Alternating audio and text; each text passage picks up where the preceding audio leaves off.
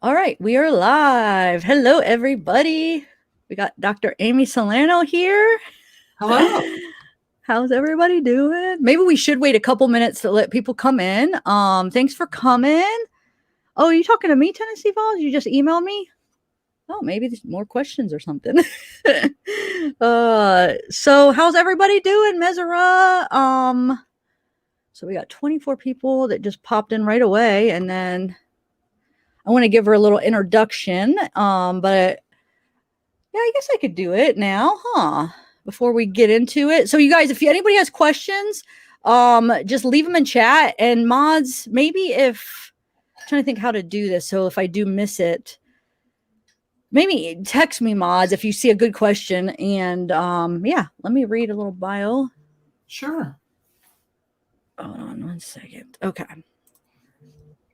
So Amy R. Salerno, MD, is the physician site lead for Zufall Health Center in Hackettstown, New Jersey. Dr. Salerno oversees the care of medically vulnerable communities, migrant farmers, unaccompanied minors from Guatemala and Honduras. In addition, her patients include children, adolescents, and adults with developmental disabilities and chronic psychiatric illnesses. Of course, quite a number of Dr. Salerno's patients are healthy folks whom she sees for routine medical care. Amy is bilingual in English and Spanish. Previously, Dr. Salerno practiced obstetrics, family medicine, and psychiatry with the Spanish-speaking communities of Providence, Rhode Island, and Mount Kisco, New York. Amy has spent time in Latin America and the Caribbean as a medical missionary.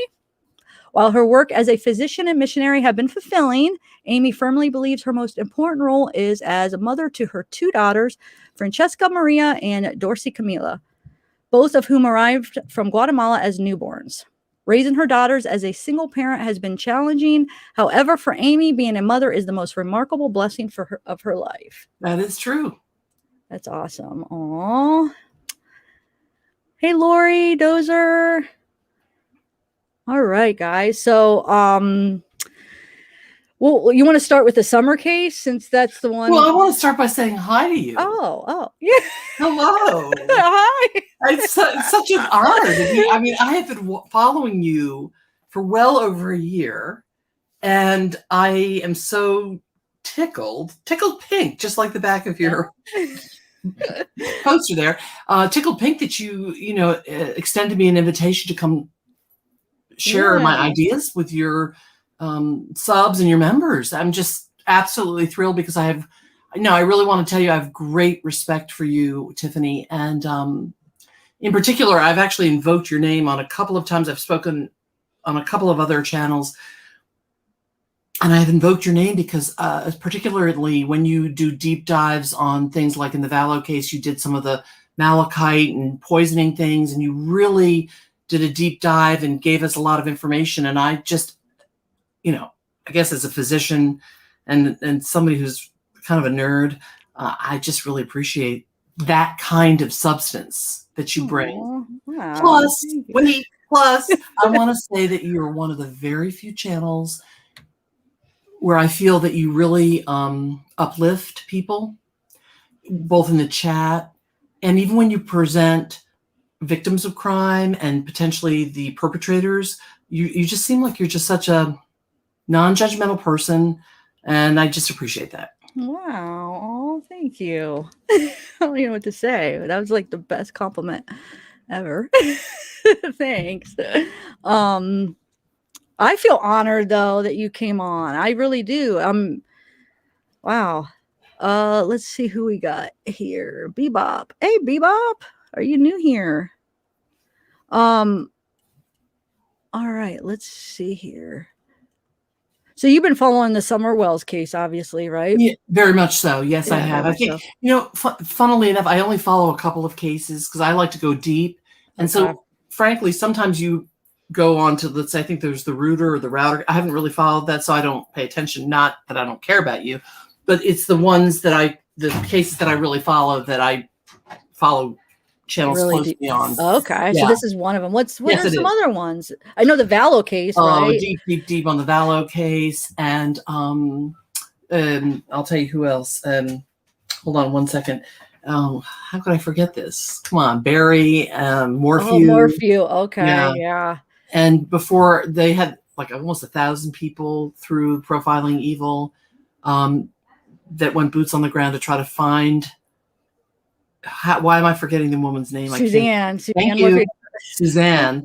They asked me to come up to give them some talk on nutrition when hiking and stuff like that, whatever. But yeah. Oh, so you went there, and is that no? really? No, I'm sorry. I wish it was right during the pandemic. No, I came up on the live to get. They had some questions regarding when people are out during COVID, especially, that kind of thing. So I'd say it's the Valo case, the Morphew case, this adorable little Summer Wells, and there are a couple of other cases. Did you follow the Watts case? I forget if you. Oh my word! That's how I got into this whole true crime thing. I Okay, didn't that's heard how of it. But I did, and I have a lot of thoughts, and I know actually that you and I sort of disagree about that. No, I can't believe I forgot. We've talked about that case a lot. Yes, yeah, never mind. Yes, on the backside, you and I just chatted once upon a time. Yeah, but yes, thank you for asking. And I've begun to follow the Fucci case as well, Aiden Fucci. That one is. I do have a couple questions about that one. Sure. Gosh, I wanted to say before we get going, is it okay if I tell your chat? Hi, chat, by the way. I think maybe when I've gone up on other channels, there's been this impression that I am responding to pre-planned canned questions or something. And I don't. I sort of just take ad hoc, whatever gets thrown at me. And I do know that sometimes I hesitate maybe when I answer a question, or I always close my eyes when I'm thinking. But it's really because I'm not pre-prepared. And I also want to, but I'm more than willing to give my opinion of, because I have been practicing for 30 years as a physician.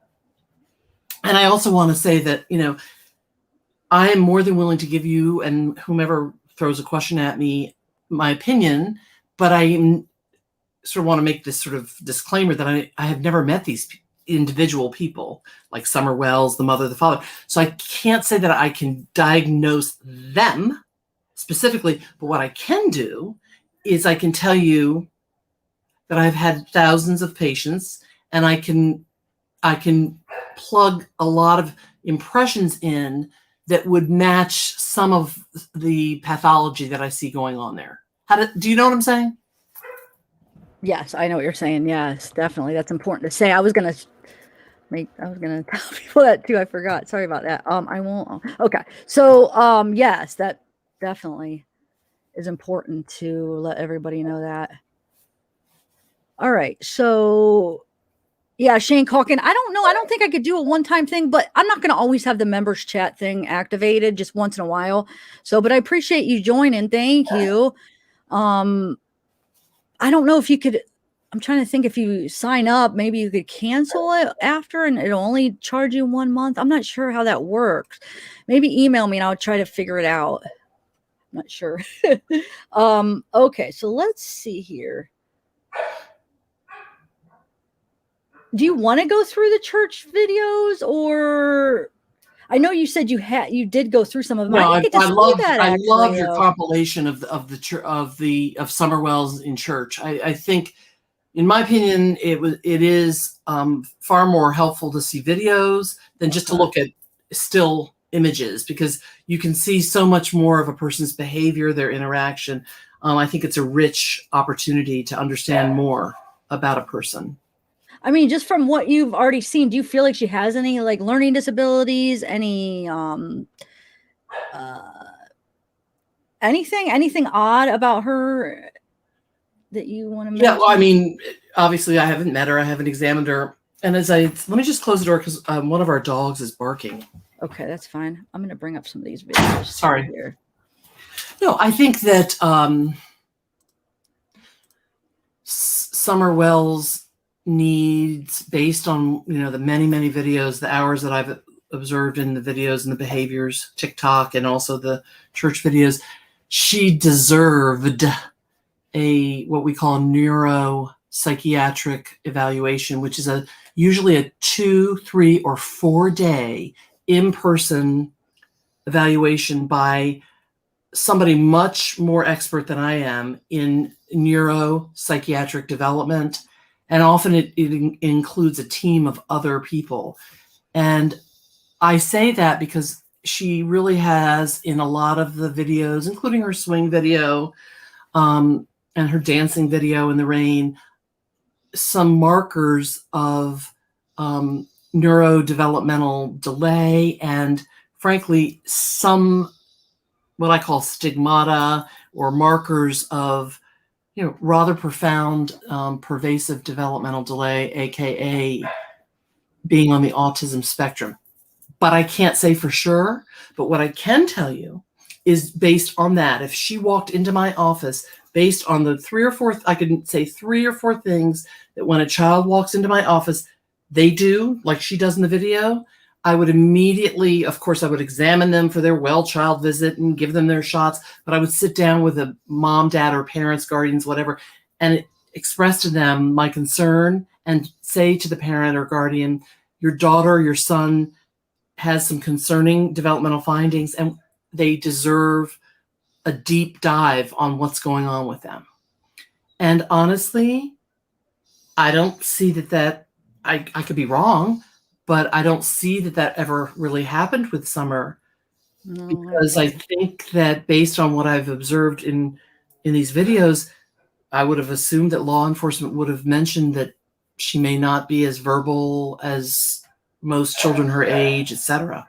That makes me sad. That makes me sad. I know, me too. I'm going to play one of them because there's this one, I forget which one it's on. She really, like, she'll look like a couple times she looks like she's afraid. So I don't know if she's seeing somebody on the audience. What is she seeing on the other side? But it was like this really, like, this fearful look. Did you ever catch that on one of the videos? Where are you going to show it? If I have a 12-and-a-half-year-old dog that's crying. And I think my daughter must have left outside or something. So come here. All right. So I'm sorry. It's okay. We love dogs here. Let me see. Hold on. I'm going to fast forward to. Let's see if I could find which one. All right. We'll start with this one. Or continuously go up to. I'll just. Okay. So I don't have the audio on it. We'll just kind of watch and see if. I know it's a couple videos. You see her, like, it's like almost like she gets scared. Like, I don't know what she's looking at. And it just makes me think, is she like thinking of something, or maybe somebody's doing something behind her? Yes, I have some thoughts on that. But continue to play that for me for a second. I'm just going.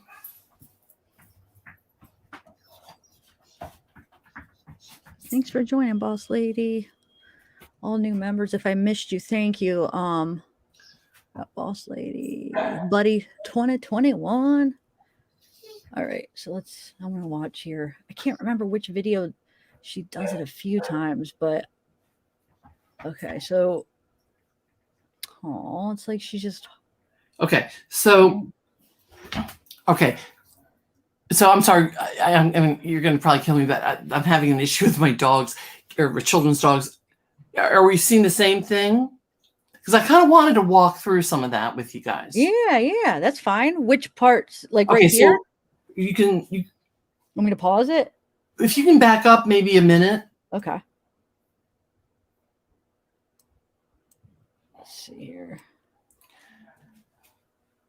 Okay.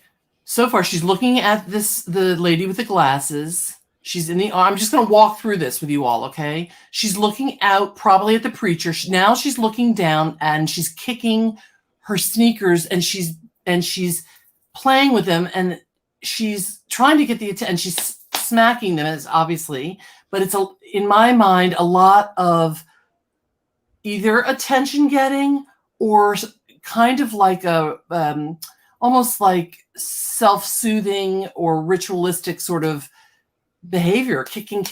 Now she's looking around. Now she's over there. I mean, she seems unable really to focus on what's going on in the moment. I think that it's very easy for all of us to say, oh, she just wanted love. That's all she wanted. But that's not what's going on here. Now, this poor woman is about to drop her. So now she's looking. Now see, she's looking over there. I mean, there's very little time that she's actually paying attention to the song or to what's going on. She can't sit still. I'm not going to put a diagnosis on any of this right now. Okay, so do you want to, there are some other much more dramatic videos. Let's see. I don't know if, maybe not on this one. Let me see if, yeah, this one. Okay, so maybe I'll go to the next one. Oh, it just makes me want to give her a hug, though. I just want to like give her a big hug. I will deal with Candace. Well, I don't want, it's your show, but that's a whole. Well, no, I definitely want to talk about what you think of her too. Guys, welcome to my channel. And this. Okay, so let's see which one this one is. Oh, this there. might be Oh, the that's right. Okay. Okay. Can you pause for a second? Yeah. Well, okay. I'll pause it when it comes. This one really. Okay, here she's arching backwards, which is something that we're not going to put. I'm going to say diagnoses, but I'm not going to say this is definitive. This is a very self-stimulatory behavior. It's in her own little world behavior. She's arching her back. She's looking up at the ceiling where there is nothing going on the ceiling. Now, before you continue this video, the next thing that happens, I'd like everybody to look at her mouth, and you'll see some motions, some neurologic motions in the mouth that are concerning. Okay, let's see. I didn't notice that. There. Okay. First of all, when she came up, she had her mouth wide open. Then now she's got her mouth wide open in a different direction going down. She's looking out. Now continue. Okay, so what is she doing? To me right here, this is, people might see this as she's being loving and caressing of this woman. But what I see as a physician is that she has some sensory issues, that she has difficulty sort of integrating all the different sensations of the world around her. And so she's doing a lot of looking, arching, and then she's touching, feeling. But this is not about love right now. Now she's gone down. She's feeling the fabric. Now look at the mouth again. Look up. She's looking up. Look up. I'm sorry. I don't mean to. But can you go back 2 steps? You'll see how her tongue protrudes to the right. Okay, watch the mouth. Okay, continue. She looks up. Look. Oh, I see their tongue right there. Yeah. Tongue rolling. Those are, and I don't want to get into all the, I'm letting this dog out. This is really embarrassing. No, you're fine. Trust me. I'm not, it's all good. But I didn't notice that stuff. Did you guys notice that? I didn't notice like the tongue. Well, I mean, this is what I do for a living kind of thing. So I don't want to get into all the neurobiological pathways of why she's doing all of this. I'm just going to, because I don't know, I haven't met her, but I'm going to say that all of those movements are not normal movements neurologically. Okay. So is the chat having thoughts about that? Or let's see here.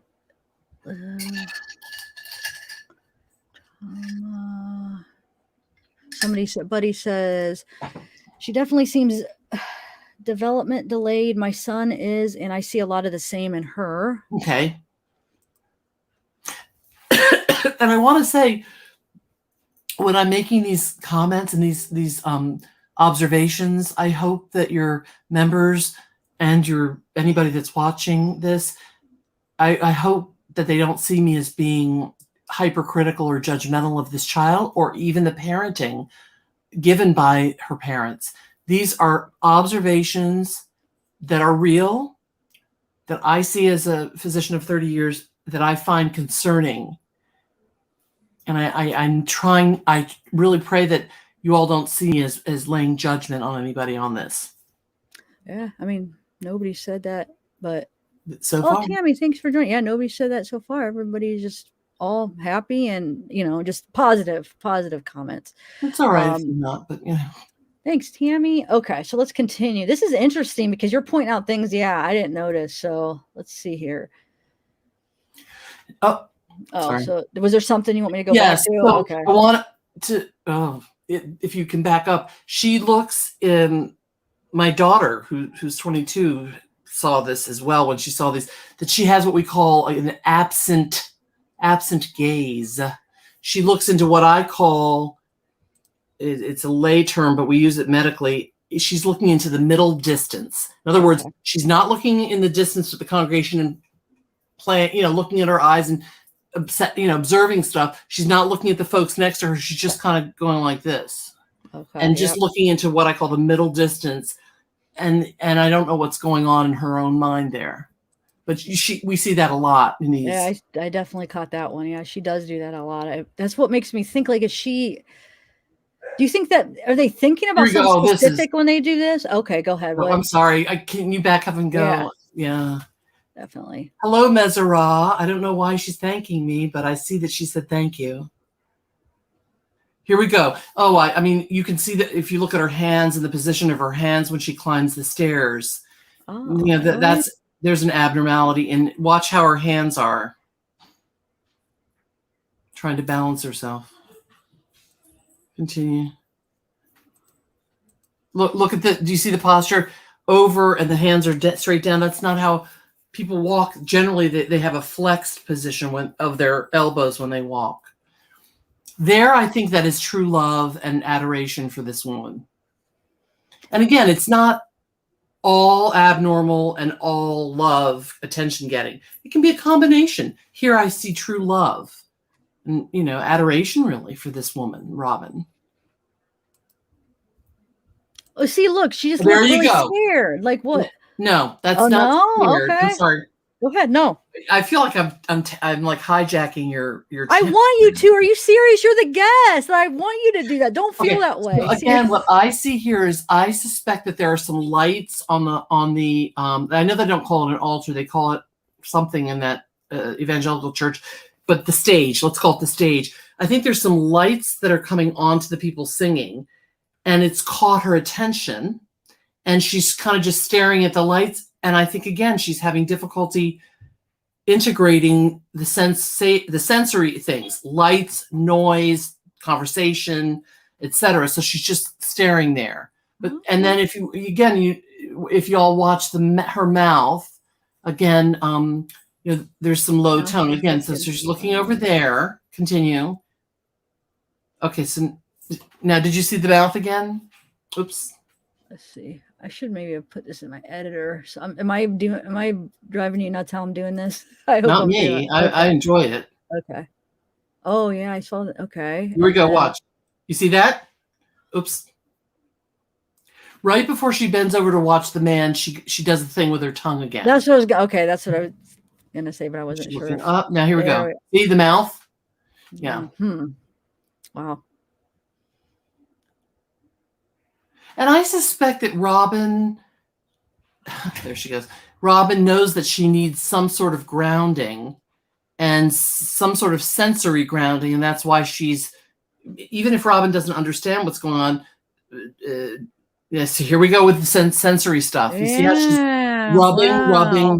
That sensory stuff has nothing to do with hugging and I love your dress. That's touching. Now she's gone this way.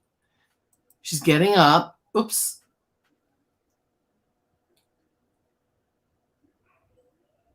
She's trying to participate, but I don't see that there's a real, you see, there's a real sequential. Yeah, she can't integrate there goes her mouth again. She cannot integrate the different pieces of what's going on. And so now she goes off again. Wow, man, I was reading this all wrong. You're definitely. I mean, here we go. This is, she's just adorable. This girl is adorable. I know. She's just precious. But at the same time, honestly, it breaks my heart. It really does. Because all of this stuff, I think for a more sophisticated, maybe like the pastor, if he were more sophisticated or something, would have identified, or maybe they did. This is not like a CPS problem. This is a problem with a child has some significant. There we go. There we go again. Yes, I did. This is a child who has significant neurodevelopmental problems. Yep, right there. And I guess it just, there you go. You see? Yeah, definitely. So thank you very much for allowing me to, nobody's allowed me thus far in the different channels I've gone on. They're like, tell me what your thoughts are. I'm like, well, she twirls. She does. But it's much more helpful, I think, for your audience and for me and for you if you kind of pause it and I can point these things out. Yeah, definitely. But, and then I know in different chats on different channels, people have said, well, she was about to go to kindergarten. They would have caught this problem. And I can tell you that we, as physicians, we catch these issues by 6 weeks. I would have been able to identify this. Okay, 6 weeks. There are certain characteristics of what she's doing that I most likely would have caught at 6 weeks, the 2-month visit, the 4-month, and you want to get that child evaluated and into early intervention. 5 years down the road, it's too late. Not too late, but it's the window of opportunity is been missed. Okay, let's see here. How great is Robin, by the way? I just love her. Beautiful, beautiful, a beautiful soul. I don't think, based on her interviews, that she really understood the gravity of this child's Look at her rubbing. Yes. This is sensory stuff. Now, do you see she's doing this kind of stuff? Did you see that? Yeah, here I could rewind it, but yeah. Here. There's a word and I cannot find my word right now. The expression when somebody does these repetitive movements, and I can't think of the word, maybe the chat can think. I missed that again. I'm sorry. I was reading the chat. Here we go. Okay. Now she's going to go around. There's the hug. There's the touching. You see? Flapping. Yeah. It's almost like what we call flapping movements. And look, her hand's just always moving on her dress. It's like even when she's turned around, that's a sensory thing. Yeah. I think at first blush, people in general would say, oh, she was unloved. Yes, I see that, Louisiana girl. I was going to see what you had to say about that. That's a whole nother issue, which we can talk about if you'd like in a little while. Yeah, let's keep that in mind because I would like to know your thoughts on that. So Bridget Harrison just asked me, so do you think she had proper doctor care? I hesitate to judge because I don't even know. If I were like a fly on the wall or whatever the expression is, the first thing is I would want from this case is I would subpoena the children's medical records. I would want to know how often had they been to the doctor? What were the findings? Was it just a cursory exam, child exam, or did the person take the time to look? Were there findings that a lot of times we do recommend to a parent to send, and we make the referral to a neurodevelopmental or a pediatric neurologist, and the parents are like, nope, not my child. I'm not following through on that. So we don't know.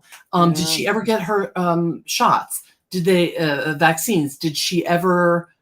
Not because vaccines are associated with autism, by the way. There is zero evidence scientifically for that. But I'm saying, was she up to date on all of those preventive visit things? And that is important.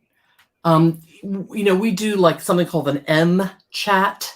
It's all capitalized. MCHAT for children, babies when they come in, and it marks their neuropsychological development. Are they motorically, or are they crawling when they should? Are they speaking when they should? Do they make eye contact? And in every visit, there are certain milestones that we want a child to make. And if we see that they're not making that, we want to intervene. And I saw somebody a few minutes ago saying that her child was 2 and she kept bringing up to the physician, something's not right. And they just dismissed her. And I think I can tell you, because on the other end of the spectrum, my dad died of COVID, but he was suffering from something called Lewy body disease, which is a mixture of dementia and Parkinson's. And I probably spent the past almost decade running from my office to the emergency room because they weren't listening to something is significantly wrong here. And they were like, no, everything's fine. I'm like, no. So what I learned as a child, 60, but the daughter of my father, is that even as a physician, and he was a retired surgeon, chief of surgery at the hospital that he would go to, if we don't advocate for ourselves, for our children, for our parents, you cannot, in this day and age of medicine, which is very fractured, it's like the 3-minute visit type of thing, you can't count on the medical provider or the physician, the nurse practitioner, to do right by you. I hate to say it that way. So never be ashamed to really advocate for yourself, your children, say, no, something is wrong. And don't be ashamed to do that, to advocate.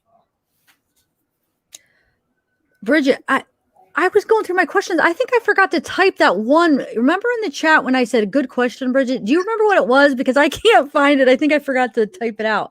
Put it up in chat and we could ask her. The one that just passed through?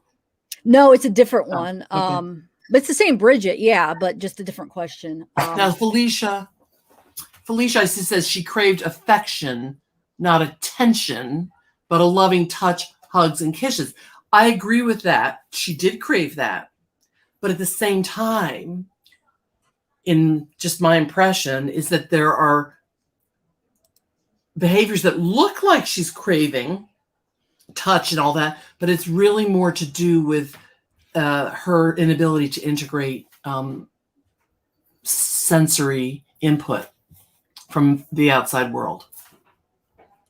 I'm glad you're pointing that out because that's what I Mesra initially sees said too. But No, yeah, it's gross. It is really gross, Mesra. And I mean, I honestly am embarrassed to say sometimes that I really shouldn't say this, but I do. I'll stand by my word that I sometimes am embarrassed to say that I am part of the healing profession of being a physician, because obviously the nurses, especially in hospital, spend far more time with the patient. The nurses are the patient's advocate. And I do think quite often, even when I go to the doctor or my children go, I feel like that the provider doesn't even have to be the doctor. It could be the nurse practitioner, the physician's assistant, are very what I call breezy. They're like, fine. Mm-hmm. So, hello. Oh, thank you, Delana. Appreciate that. I'm thinking now I'm watching this. I think I played this again because isn't this the part we just watched, right? Yes. Okay. I think it bears watching. I mean, it is so, to me, it is just really a compelling capture of this child. And I'll also say what's compelling are the adults that have been uber patient with her, loving, kind. And she is right there. Oh, go ahead. No, that's a whole nother, the way she climbed the steps. I mean, I hope people don't feel like I'm just tearing her apart. This is not meant to at all be there. But let me tell you, if you look at, this is wonderful, these children, and if you see, she's unable to stand in the line and to do, now mind you, she's, at this point, I think she's 5, no? She's got a February birthday. Yeah. And she just simply can't participate. And it's not her fault, bless her heart. But you have this little boy you have that little boy on the right. I don't think he's much more than 4 years old, and he knew right where to get in line, etc. Oh,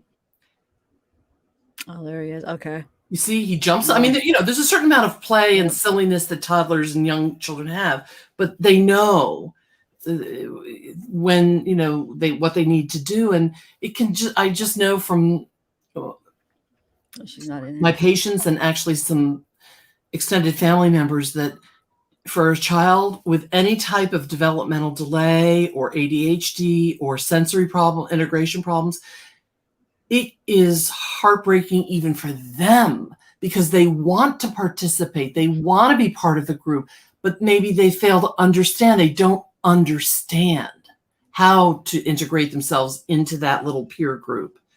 And it's difficult for the child. It's got to be. Now, Bridget says, isn't the brother here? Yeah, the brother's right here, right there. Oh, look at him. He's doing a very similar thing. Do you see that? Mm-hmm. I guess they're all being told to look up there. Okay. Could she have a mild case of Down syndrome? Again, I haven't evaluated, there are certain stigmata or characteristics, physical characteristics of Downs She does have some, but again, I'd have to see her in person and I'd have to look at her from head to toe. It took forever to get his diagnosis. But let me just quickly go back. May I go back to the question of the person? Could she have a mild? Yeah, definitely. Mild Downs. I think that's an outstanding question. Because Down syndrome isn't just you have the syndrome and you have every one of the characteristics, and that's how it is.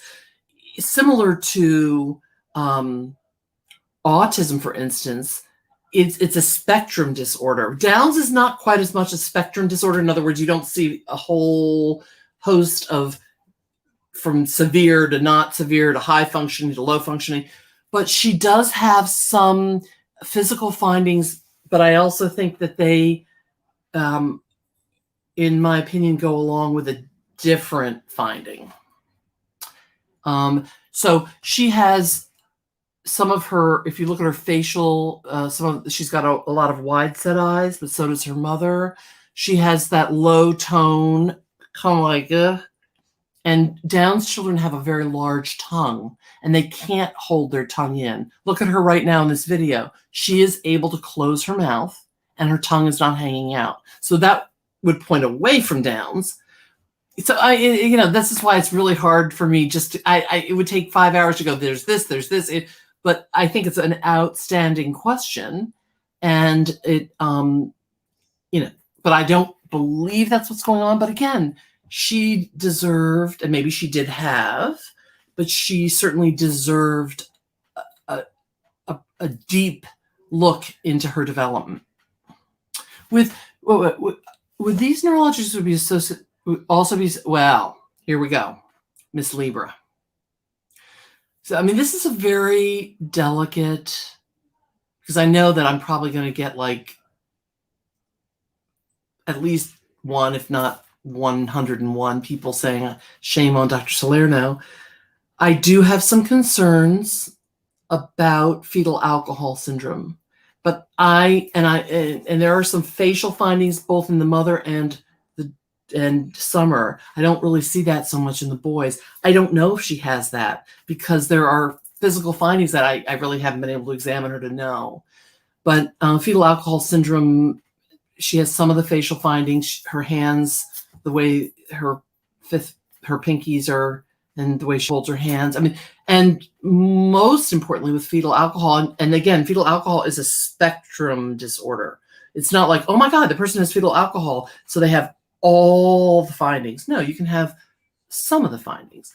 But with fetal alcohol syndrome, you see a lot of inattention, cognitive delays, speech delay, coordination problems, etc. So I am putting that out as a possibility. I am certainly not able to even make a diagnosis because I've never met this child. Could I be a result of not really integrating around others? I don't know. But maybe if wasn't around others in a structured setting, that makes any sense at all. Miss Curious or Mr. I don't know because of the photograph. I don't know. Miss Curious Q, I think that's a fabulous question. I would say with all kinds of development in children, it's a combination of things. It's very rarely 100%, this is what it is, and this is why they're behaving this way because they were born that way. It's that nature-nurture thing. And, there's a new expression, maybe somebody in chat can tell me, I can't quite remember it, but it's this, we used to call it laissez-faire parenting, but now it's, I think it's called free-range parenting. Has anybody heard of that?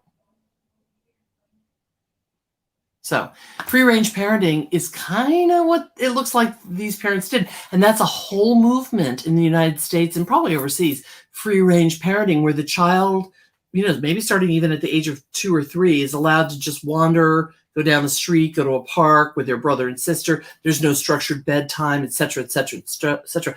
To me, I see it almost as an extreme form of Montessori, which Montessori is a wonderful teaching paradigm, and it does have a sort of a free range kind of roaming piece to it.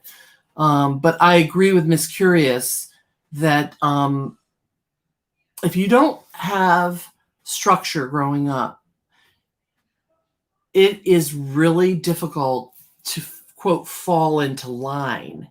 But then the question becomes, do we all want to fall into line? I mean, do we all want to be like little foot soldiers? There has to be a little bit of a balance there.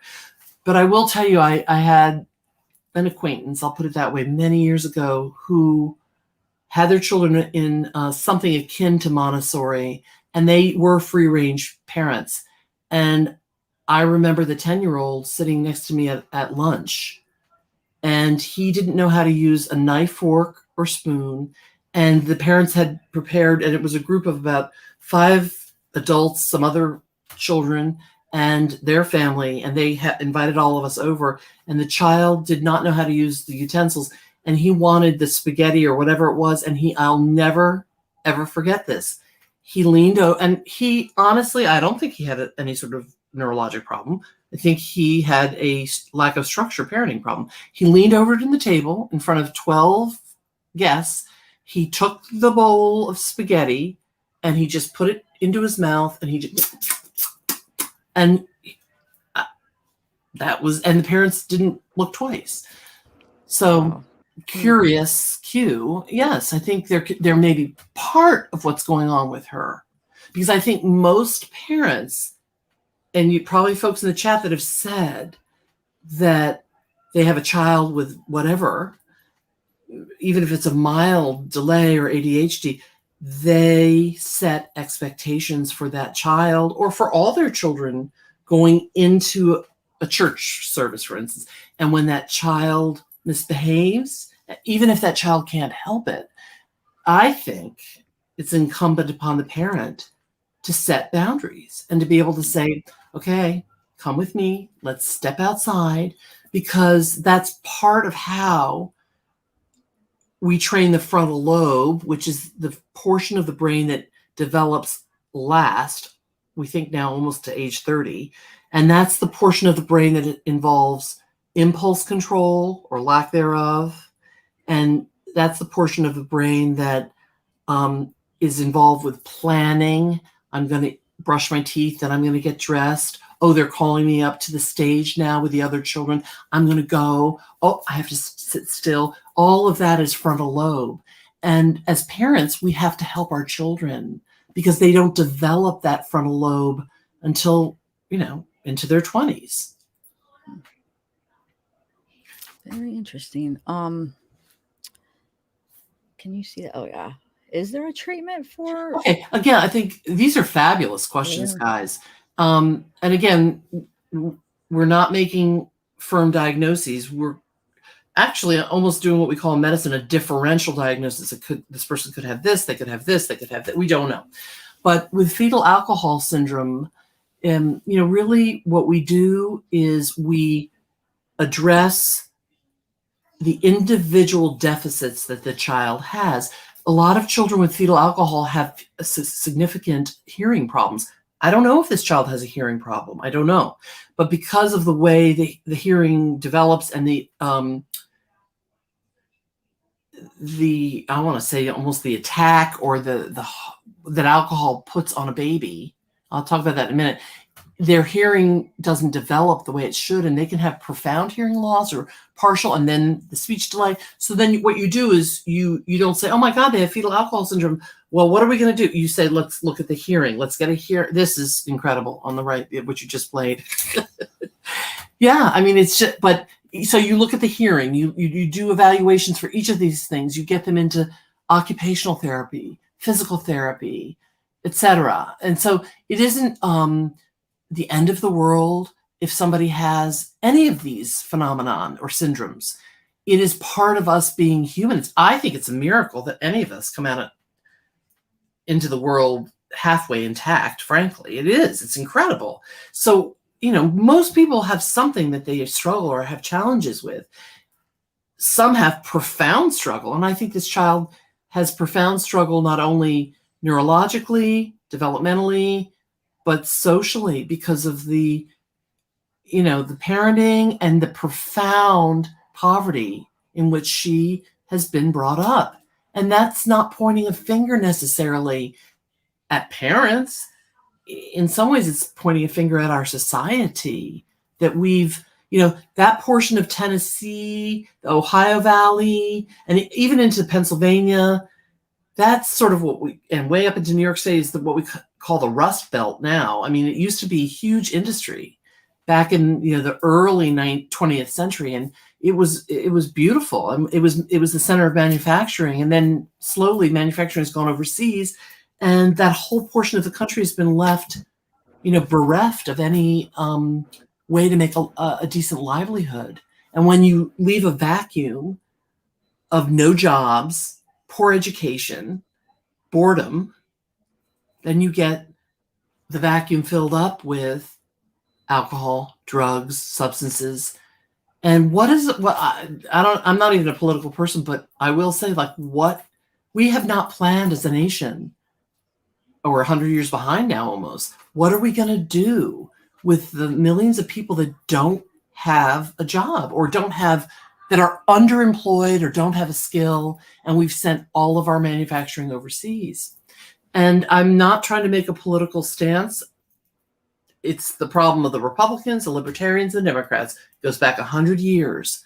But you are seeing in real time the results of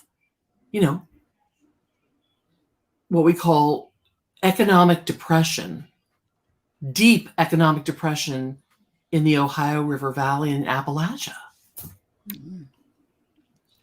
Wow. I don't know. What do you think? Here I'm just blah, blah, blah, blah. No, I'm loving this. What? Okay, so stemming. What's stemming? She says, stemming?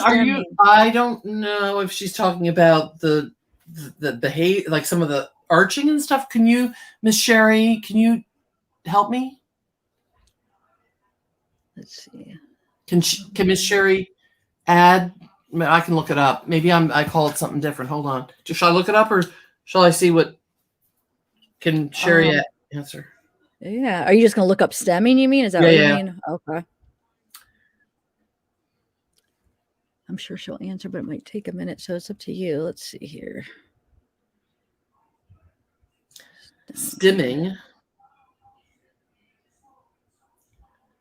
In medical terms, self-stimulating behaviors. Yes. Stimming. Yeah. Oh, that's stimming. Yeah, you're right. That's what I was, the self-stimulate. That's what I've been, that's the word I've been looking for. The repetitive motion, a lot of times you see kids will headbang, they'll arch, they'll twirl. I mean, I got into that whole thing with the swing and the dancing. And if you heard the father, Don, say that Summer's favorite thing to do was to hold his hand and to twirl till he just couldn't even deal with it anymore. The twirling behavior is a self-stimulating behavior. I guess I've never heard that term, but thank you, Sherry, for teaching me that term. Yes. So is she stemming? Yes. A lot of what she's doing, I believe, is stemming, but it's also that whole sensory integration thing, which she has trouble doing. This is so telling, having you here with us to explain and break down all of these important things for us. Well, thank you. I just really pray that I know I am a person that has strong opinions, but I'm trying to not sound judgmental. My heart really I've wept for this child and for this family. Okay, I have a bad eye, so I've got. Okay, what were your arrows pointing at there? There's this one brother. Oh, the two brothers. Yes, and I watched this one. I loved it. And they are, see how focused they are right on the teacher? And they are right on point. You see? Yeah, right so on they're point. Okay. And I feel very reassured by that. And I'm happy for them. But why do you think they were taken away then? Do you have any thoughts on that? Why would they take them away? I mean, do you think it has something to do with just because Summer's gone, or something that they saw when they went in the house and have been?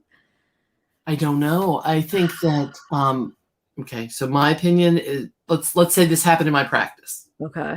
A child goes missing. And they do their initial search and they can't figure out what's going on. And now it's been a month. See, in my opinion, I would have a very low threshold for removing children from a home until I would be certain that they were safe. And I think, honestly, that I think it was way overdue. And I'm not saying because the parents are bad parents necessarily, but we simply don't know what the hell happened. So would you really want, God forbid it is somebody that was lurking in the woods. Would you want those children to be vulnerable to that as well? So I don't really have I have some ideas, but I would have pulled those kids out far sooner, and not necessarily because of the parents, but because of the mystery of what the hell happened. Good point. Yes, definitely. So do you think they'll give, I mean, how long will they keep them? I mean, are they going to, like, where are they right now, do you think? Well, I'm not free to say. I mean, I know. I mean, I just hope that they're, I know. It's just, man, it's just. But I think that I applaud CPS for finally having the courage to do that, because I think, I don't know if it was CPS. I don't know if it was the doctors that she went to, but I'm going to tell you right now, parents aside, this little girl, based on what I have seen in many, many videos, and if she's really very poorly verbal, I mean, I've heard her speak. She's not nonverbal, but she really speaks at the level of maybe a 2-year-old. Look at this. She's doing that with her tongue again. You see? She just simply can't follow. She can't, yeah. No, bless her heart. So the ball got dropped on many fronts here, but now she's missing. I have worked my entire career with I think, and maybe in the bio that you read, I don't even remember, you said that I work with vulnerable communities. Did you mention that? Yeah. So a vulnerable person or a vulnerable community, in my practice, okay, we have we have a lot of undocumented minor children coming from Guatemala, Honduras, Nicaragua, and they come over the border, and some of them are 12 years old. I had a girl recently, she was 8. She came alone in a group of strangers that the group somehow, she got stuck into the group and she made it all the way up, and she found then she got pulled into, immigration at the border, and somehow they were able to locate the grandfather in New Jersey, who doesn't speak a lick of English, but he's been here, he's a citizen, and he didn't even know he had a granddaughter. But of course, they were able to do DNA, all this stuff, and it was his granddaughter. Now he's a legal father, guardian. This little girl came at age 8, alone. She's vulnerable. So my point is, what is my point? I have many, so those are considered vulnerable communities or vulnerable people. Anybody that has a chronic mental health problem. I have a lot of patients that are profoundly schizophrenic and they live in group homes. I have traumatic brain injured patients that are on trachs, this, autistic patients. These folks are vulnerable to sexual abuse, physical abuse, abduction, pregnancy. We usually try to get these young ladies on birth control at a very early age, not because somebody necessarily in the home would do something to them, but it could be a worker that comes into the home. And so for me, what breaks my heart is that this little girl, I would quickly identify as a vulnerable child. And she is somebody that's, because of the different things that I've made note of, and because from what I could glean, she doesn't have much verbiage. Somebody could grab her and she wouldn't even be able to, I don't even know, does she even know her address, her phone number? She's vulnerable. And that's why I know I'm probably going to get hit for this one, but I am surprised, but I did say this on another channel, on a law enforcement channel that's quite well known. I did say I am surprised that law enforcement, when they put the Amber Alert out or when they learned more about her, Summer, did not put out that she's, what's the word that they use when they say they're at risk? There's a word that they use for Amber Alerts, like they're, I don't know what the word is. There's a legal word. Somebody will say in chat. I'm sure I can't think of what. Let me see. I think I could look it up. Maybe you said when they put out an Amber Alert and they're at risk, And they say something endangered. Oh, endangered. Yes. And she is somebody that's endangered. I mean, she really, like, that should have been. I mean, I'm not law enforcement. I'm saying as a parent and as a physician, I would have immediately. And if the let's pretend I'm the doctor of that child. When we have lots of things happen like this, we have detectives come to our office and they interview me. They subpoena the records. I have to give my impression. I have to tell them what I think. And that goes right to the detective, and it goes right out to the law enforcement. And I say, this is an endangered child, or this child is this, and this, and you need to please publicize these things so people know this is a really at-risk child. And so even as a physician, I'm not the parent of the patient, but where I work in the many places, law enforcement comes right knocking on my door, and they're like, this kid's gone. What do you know about the kid? We need to see the records. We're going to subpoena the records. But we don't have time because the subpoena will take us 2 weeks. What can you tell us about this child? Boom, boom. So my question, I mean, maybe they have spoken to the physicians there, but then if I were the physician, I would have said this is a vulnerable child. Yeah. I'm sounding very judgy. No, I just wonder, part of me is even doubting that she did, like, when was the last time she even saw a doctor? I wondered that myself. And I did, interestingly, ask that question. And then about 3 days after, the parents came out with that interview, and I think they heard me ask that question because they said the mother said, she's going to kindergarten. We just took her for her doctor's visit. I said, mm-hmm. Oh, she did say, okay. I didn't know that she said that. Wow. That's funny because she is watching some of these social media stuff. She definitely does. So she definitely might have seen you. This is nice. Tiff, this live, I learned so much from. She's a great guest. That's for you there. Thank you, Bridget.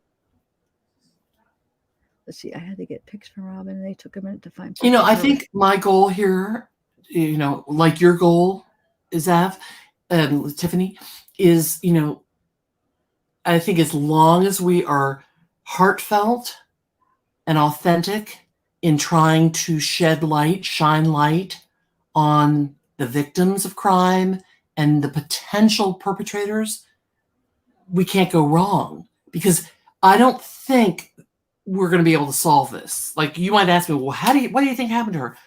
We never know.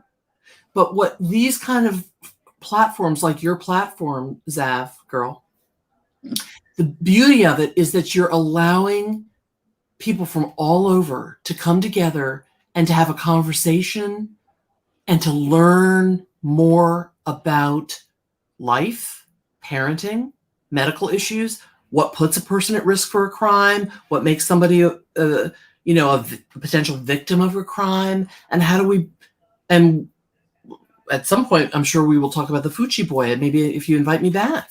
And I would love to come back.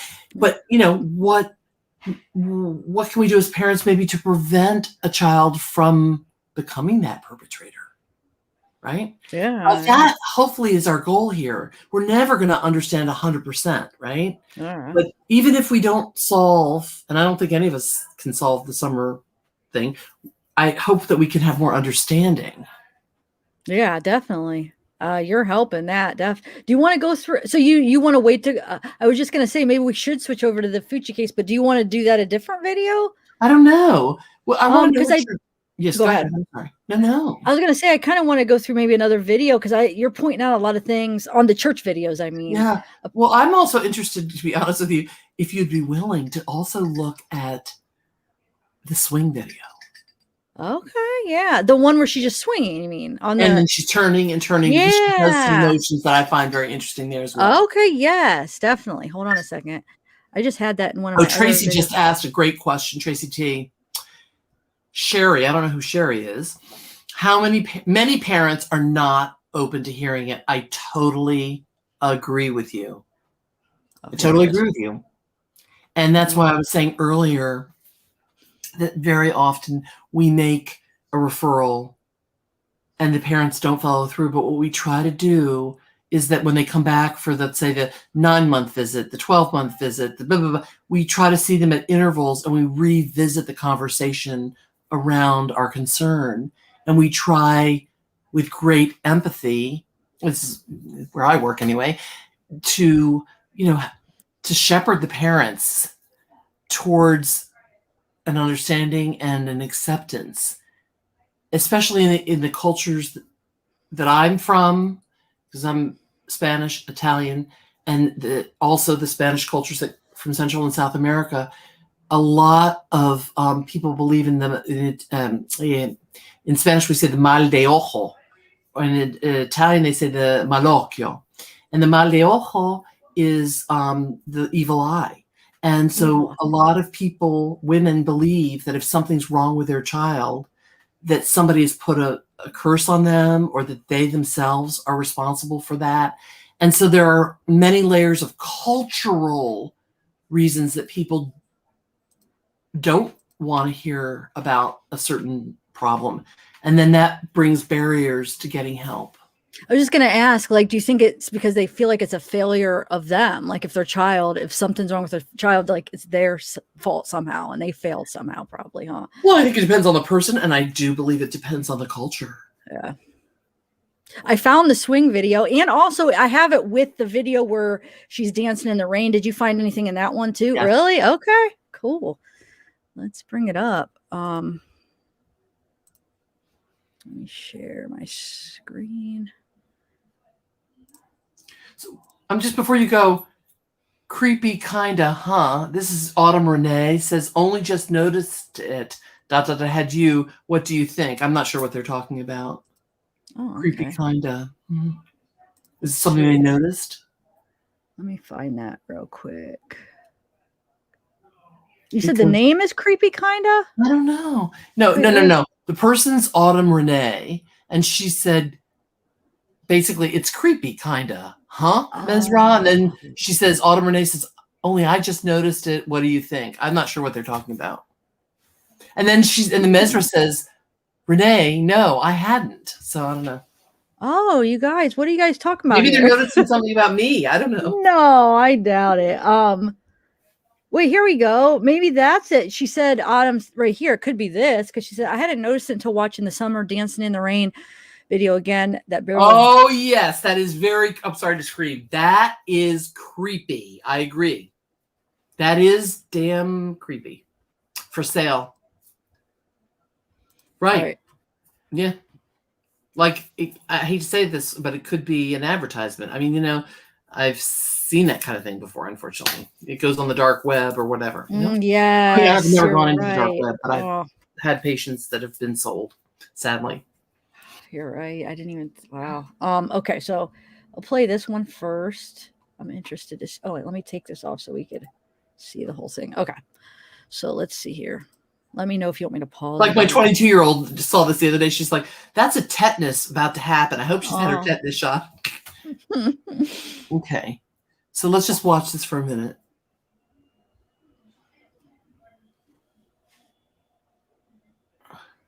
There's the twirl.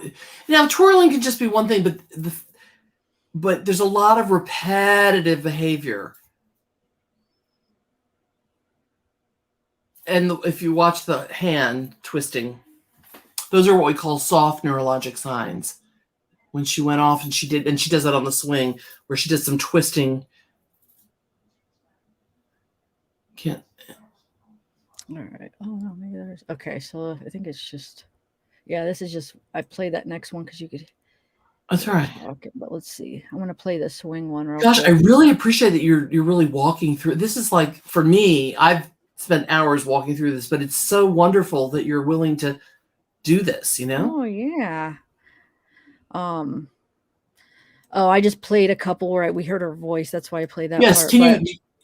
Because I thought the voice sounded much. Oh, do you want me to play the audio? See, I didn't share the audio. You want me to? Do we want to hear it? You want to first observe? I always find observing. Okay. Then you don't get distracted. Okay.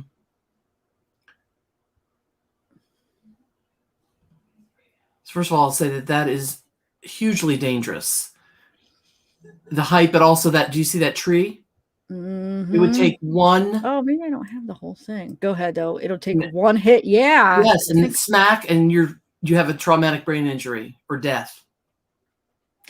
Was that the whole video, that swing? I feel like it doesn't seem like it's the whole There's one. a whole long thing, and she twirls, and then she does some interesting things with her arms and her tongue, and it's just fascinating. Yeah, I have to go find it. I guess I don't have that on this one. Well, her tongue, yes. Oh, I didn't even notice that the way up. And this is not like the end of the world. These are just what we call soft neurologic signs, and then you take 10 different signs and you put them together and try to come up with what's going on. That's even dangerous right there, I feel like. Oh, horrible. For a 5-year-old to be, wow. That's there she is with her hands, the flapping. Yeah. Mm-hmm. It was making me nervous watching this. Oh, yes. I agree. Yeah. Is there a way for you to find the swing?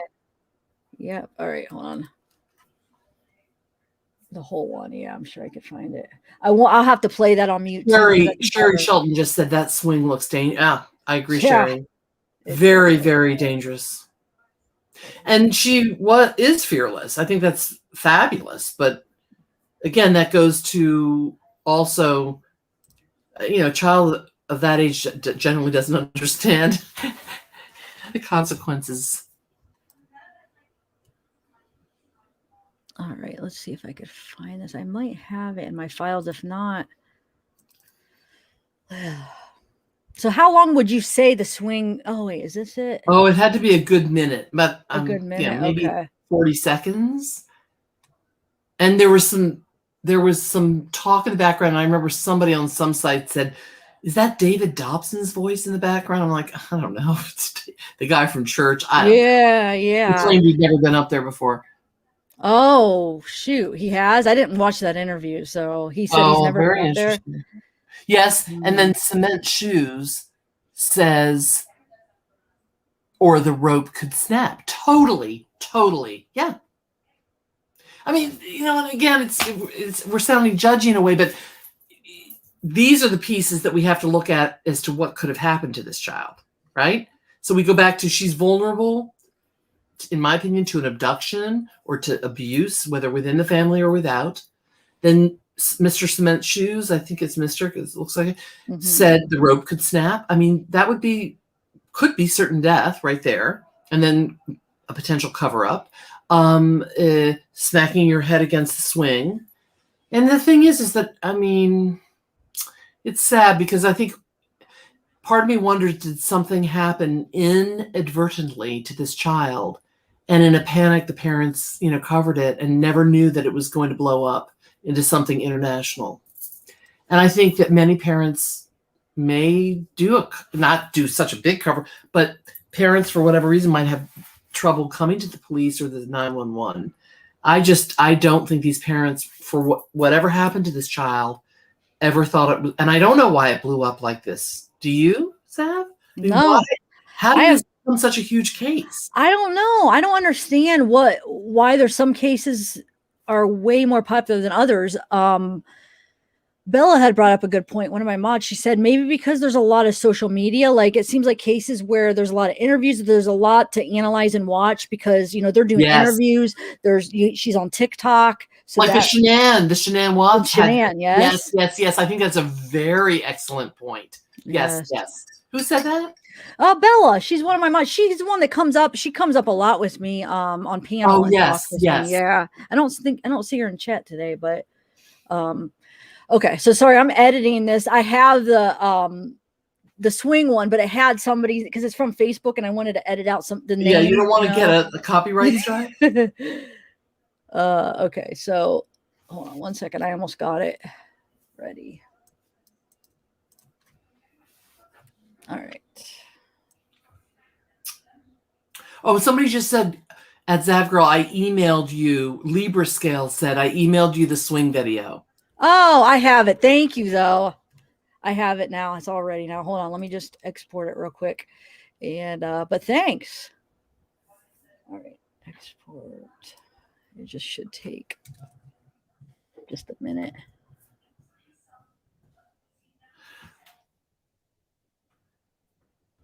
Oh shoot. Okay.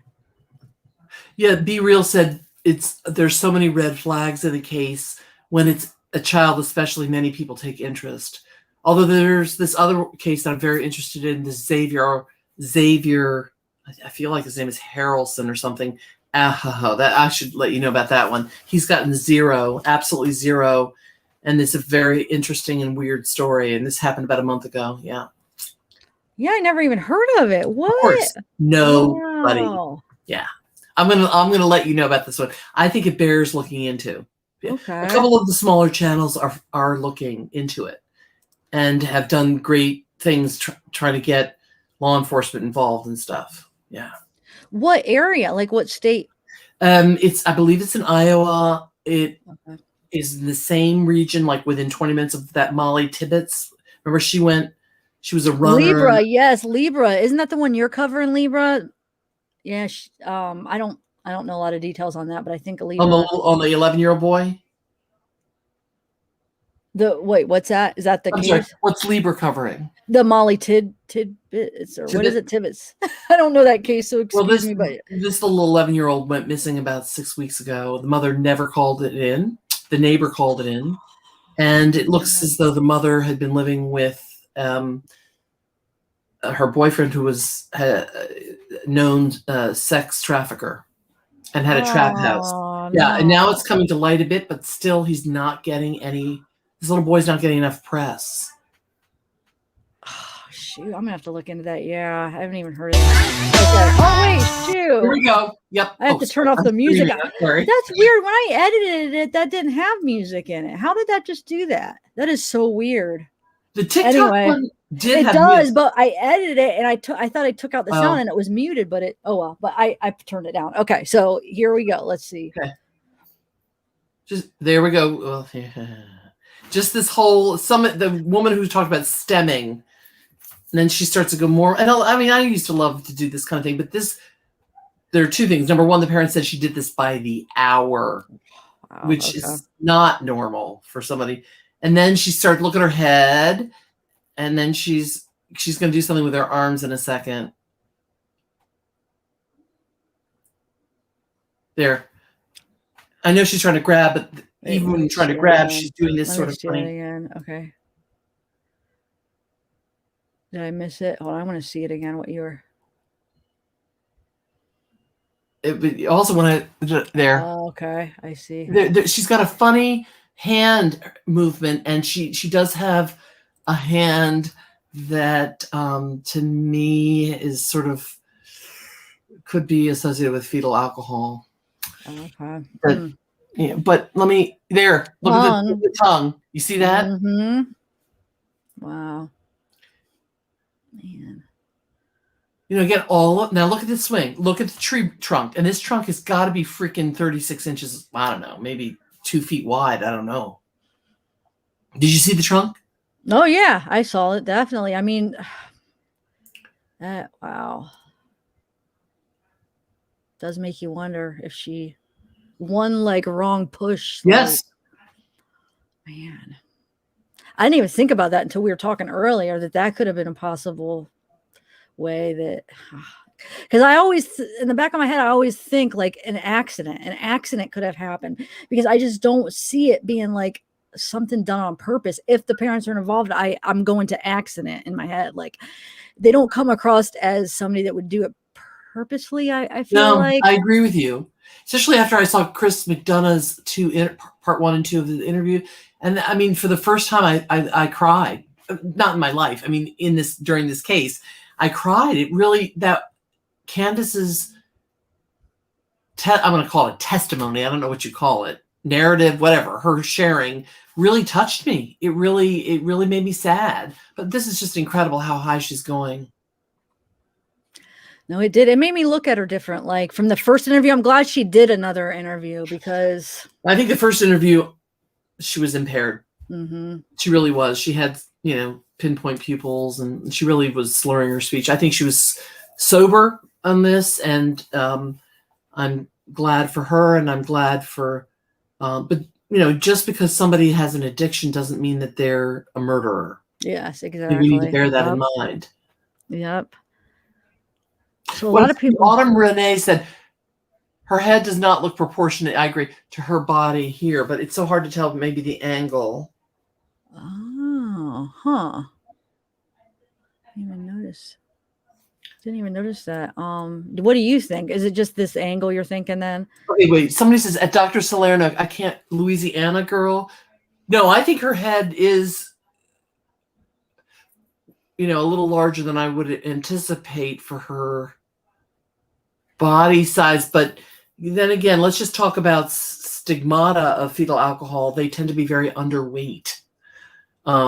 Very Did underweight. You see that one picture that it looked like it was probably like a year or so old of they're like in a swimming pool. I have it on one of my videos. Let me see. Hold on, let me find it. Stacy says her head is fine. It may well be.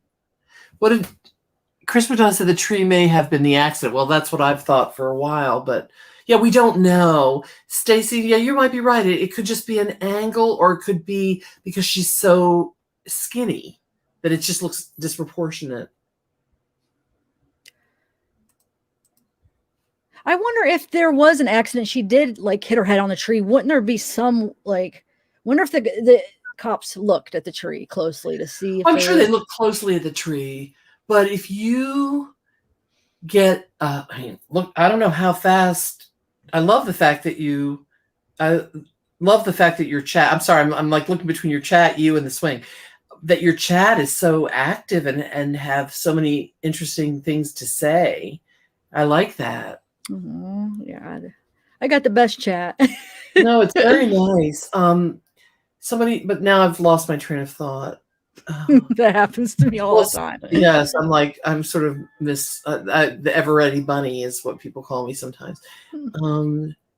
I would be surprised if Candace did not, says Ninja, I don't have my glasses, RG9 or something, did not drink during the pregnancy. And I would agree with you. And at some other point, at one point I was going to talk to you many months ago about the effects of, blood alcohol on a pregnant woman versus on the fetus. That's a whole nother thing. But the long and the short of it is, when a woman or a man drinks, they filter their alcohol. It goes through at least one pass through the liver. And so that the effects that you feel have been filtered somewhat through the liver. If the woman is pregnant, there is no filter for the baby. It goes in the bloodstream, and it's a direct line into the umbilical cord and into the baby. So a shot, imagine you take one shot and you're pregnant, that baby is going to have a shot. Even if the baby is 2 pounds, they've just consumed a shot of liquor. That's the summary. So those people that a glass of wine's fine. Because that means that the fetus gets a glass of wine, and they're 1 pound or 2 pounds. We didn't know that back in the day, right? Like when I'm 60, my mom's 90. I don't know if she drank or not, but they didn't know anything about this kind of stuff. Now we know. Yes, look how thin she is. Yeah, and even the other son right here, and her. Yeah, look at. You see her scapula, and yeah. Man. And again, I think the head looks large because she's so tiny. Yeah. All right. So can you put Pam Byler? Yeah. This one right here, or is that the one? Or okay. I can read this. I'm gonna have to come towards the screen, and it's gonna make it shine. Tasha, I've always wondered why kids or adults with seizures seek sensation. I know, right? If they have trouble processing it. Yes. So I would say there are two, again, we're talking about a spectrum disorder, Pam. And you have, in my experience, almost like I'm going to say biphasic, like here's the bell curve. But in this case, I see it almost as biphasic. You have one group like that, and then the next group like this. The one group stays away from, some of them don't even like to get in the shower because they feel that the shower, it feels like needles on them. They don't want tags on them because they feel like the tags are like daggers. So that's one sort of bell curve, biphasic. Then you've got the other one that seeks it in order to sort of, Jules of Thought is a fabulous, brilliant woman, by the way, who has a channel. And I think she may be a developmental psychologist, and she might actually be able to explain this better than I. I'm sure my explanation might not be good enough for her, but this is the way I'm going to explain it to you guys, is that sometimes when you do something neurologically, you can override the sensation. So let me explain to you. So when I give a shot, I'll give a very simple example. If I give somebody a shot and there's the needle, they'll go, but I can override that feeling. If I take my two nails, of course, I've got my gloves on, and I press this way, and then I give the shot, I can trick the brain. So I think, Miss Pam, one idea that I'm this is just me pre-associating here, is that in getting all that sensation, it's like they're almost numbing the brain. It's a mystery. It's interesting. Bridget says they mentioned that she was always hot or cold. I heard Candace talking about how she's always cold. Yeah. What does you think that has anything to do with anything? Well, I mean, I think number one, just if you want to look at her physically, I don't think she had much fat deposit on her. So that is going to affect the way you handle cold and hot experiences. And then, of course, your brain is the center of the temperature regulation, and your hormones help with temperature regulation. So if she has something going on there, and Autumn Renee, I'm not going to answer that question. I just answered it for you. But yeah. Okay. So I think that the hot, cold is probably because she just has no fat reserves. Okay. Yeah, that makes sense. Let's see. That's my son. He hates certain textures and feelings like showering. Okay. Yes. Or tags, the tags. And who just said that? And I'm just curious what. Buddy 2021. That's my son. And I'm not asking Buddy if Buddy is uncomfortable to say what your son has, but it could, some kids with ADHD have that, sensory integration problems have that, autism. Would you care to share, or you don't want to? That's up to you. And if you don't want to share the diagnosis, I would be curious, Buddy 2021, what do you do to help mitigate that, or to help your son get over that so you can get him in the shower? Can you help us with that? Because I'm always open to different ideas. How do you help a child get over something like that, or how do you work with him on that? Wow. Bossy pants. Oh, bossy pants. Okay, there we go. But okay, thank you for sharing that. Okay. That's very helpful. But can you share, just for fun, whatever that means, because I'm always looking for ideas, even for my patients. I think the parent or the caregiver is the most expert in helping give advice, right? Yeah, because they're the ones hands-on right there trying new things. Yeah. Last chat. I'm waiting for Buddy. Yeah, I know. Buddy, I want your advice. Let's see. Sometimes it takes a minute to come up. Oh, not yet. Hold on. I want to see what other questions I have up here. Speaking.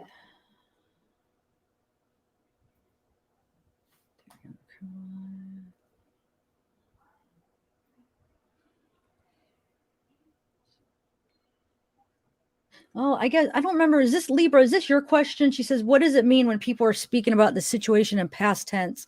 In your opinion, would this be considered a red flag? I mean, What do you think, Zav? yes. I mean, I do think so. I know like a lot of body language experts and we just had Peter Hyatt on yesterday. I'd never checked. I'll have to go back and They look. would say yes, definitely. I guess it depends on how you're using it, I feel like. But yeah, I mean, I think it could be a red flag.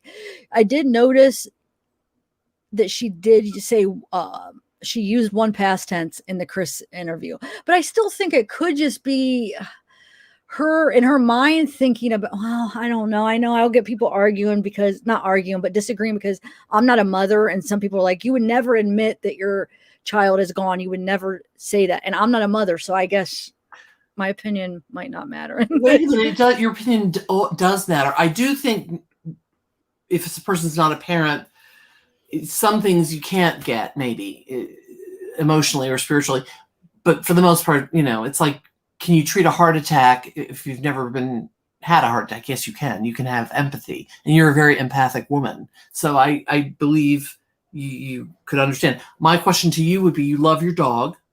Somebody brought that up, and that's Zeke. what made me think, because I was saying like, yeah, I could see somebody talking about it in past, but then they brought up my dog, and I'm like, yeah, you're right. I would never say that. Yeah. So they made me see it in that way. But can it just be, I don't know. Can it just be, no, I guess, yeah, I'm just saying the same argument that in their head that they lost hope, that they lost hope. I think that's one thing. I also think, like they're different. I mean, I speak a bunch of different languages. So if you're speaking, let's say Spanish, and you want to say that yesterday, or I used to do this, my child loved to swing.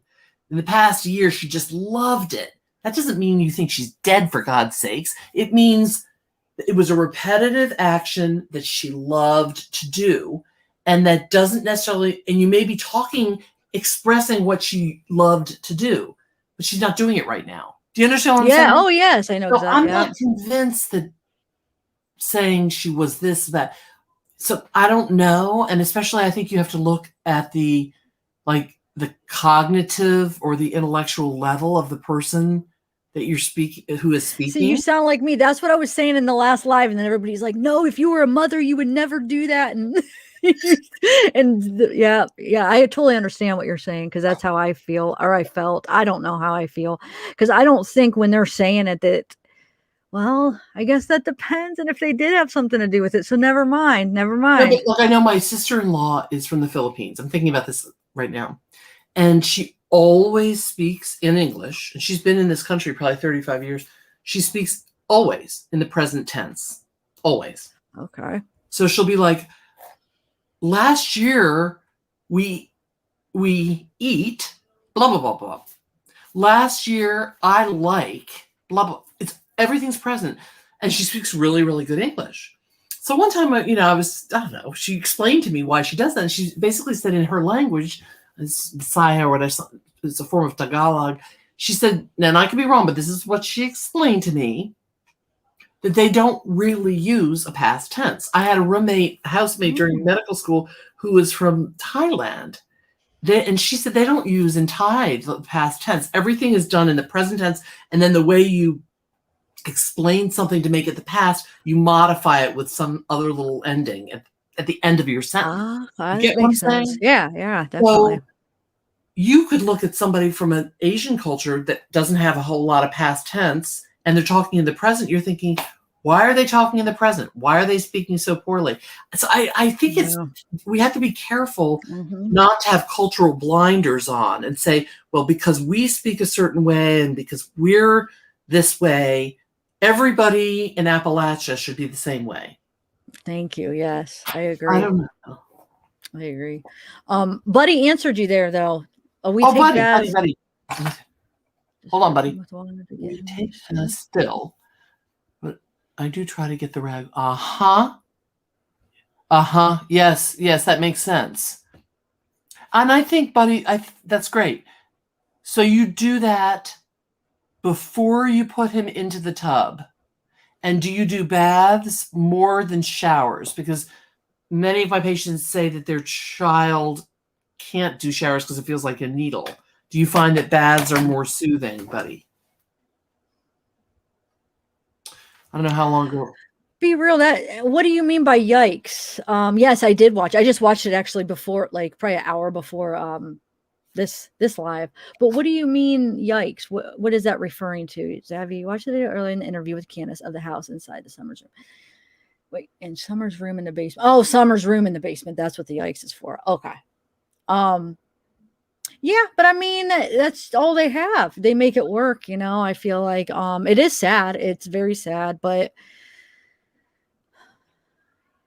they make it work. I think.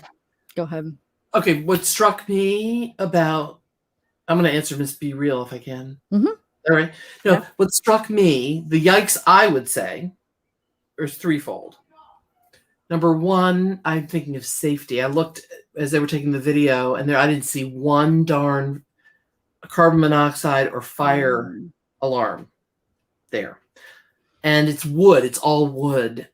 So that's number one. I am grateful that they have an exit door, because coming down that, you saw how Chris barely could maneuver himself down there.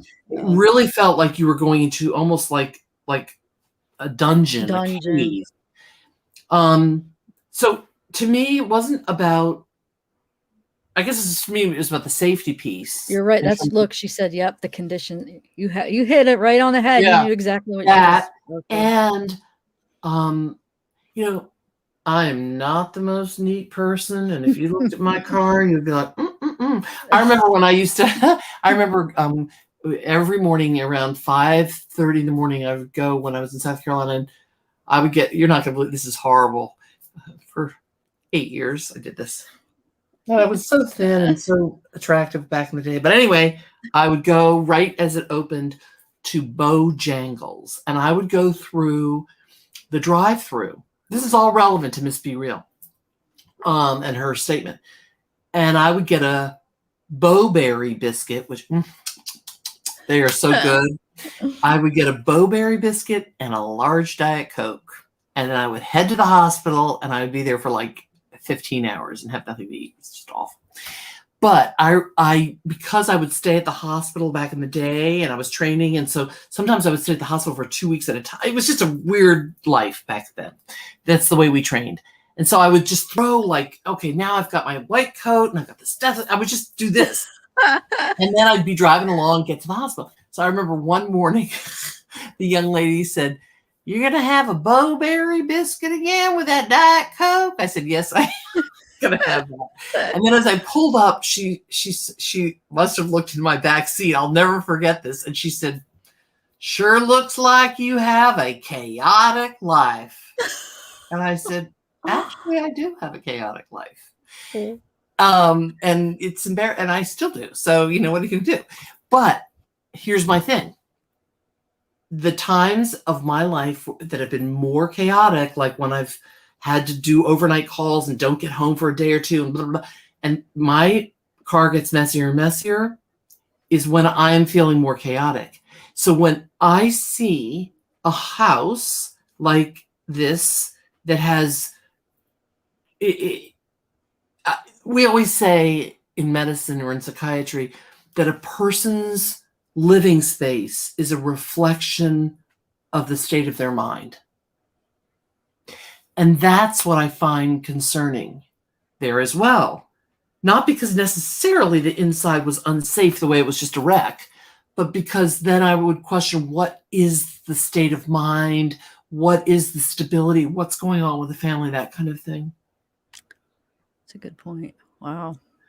But I agree. The property totally, yeah. I mean, just totally unsafe. And at the beginning, you mentioned in my bio that I've done work overseas, Caribbean, Latin America, and some of my people are actually from the rural areas of Italy. And I have to say, even my cousins, I remember visiting them, and I stayed in their double bed with 3 of my cousins, all of whom were like, one of them was 10. They were all girls, 10, 14, and 18. And I was like 28. And I was like sitting in this, they only had one bed for the three, right?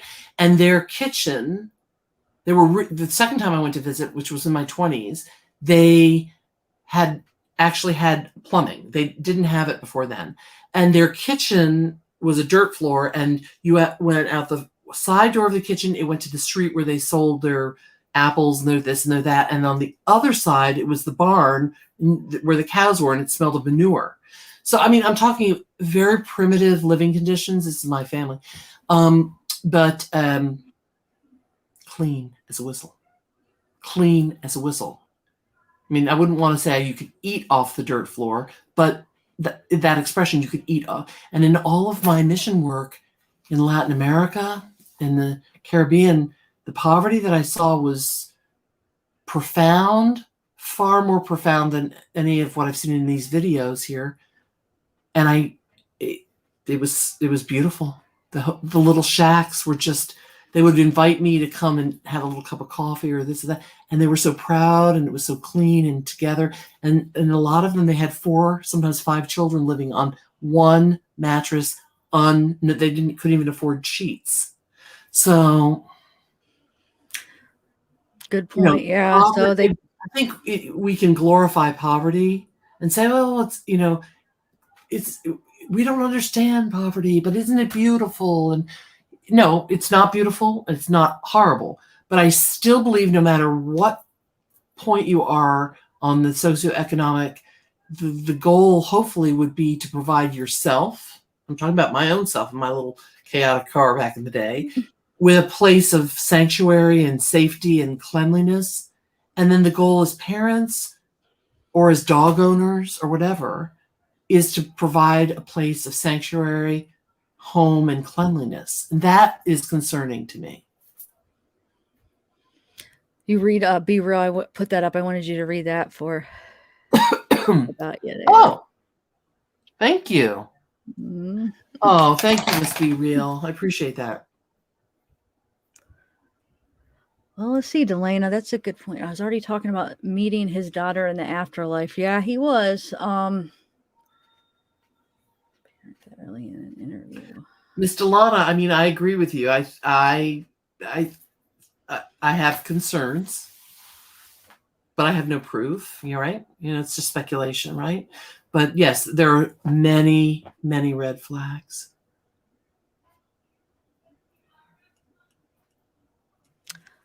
Don't see any other questions. We will wait till I'll have you back on, and we'll talk about Aiden Fucci. Mesra says, I love how you throw your glasses. Oh, that I threw them down?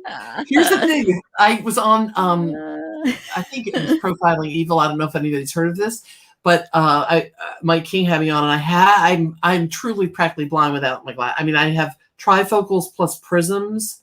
So come on. So I was on with Mike King, and I was like this, see how it's doing this? And I have like 10 comments. Would she take the damn glasses off? Blah, blah, blah. So now I'm like, what? Okay, are you? But I'm blind, so here we go. Wow. Huh. So you can't see anything. Can you see? No, I can't. But the thing is that I'm not going to get into what happened to my vision, but I had some vision-saving surgeries 2 years ago. And as a result, I see double in certain things. And so I have prisms now and everything. I can see, I see your beautiful face perfectly. But when it comes to certain angles, I can't. So then I have to get close. I have to do this,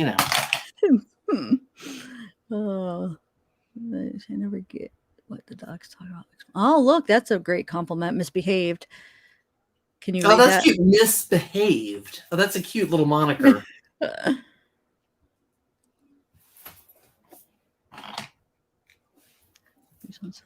just wanted to read that. Hold on.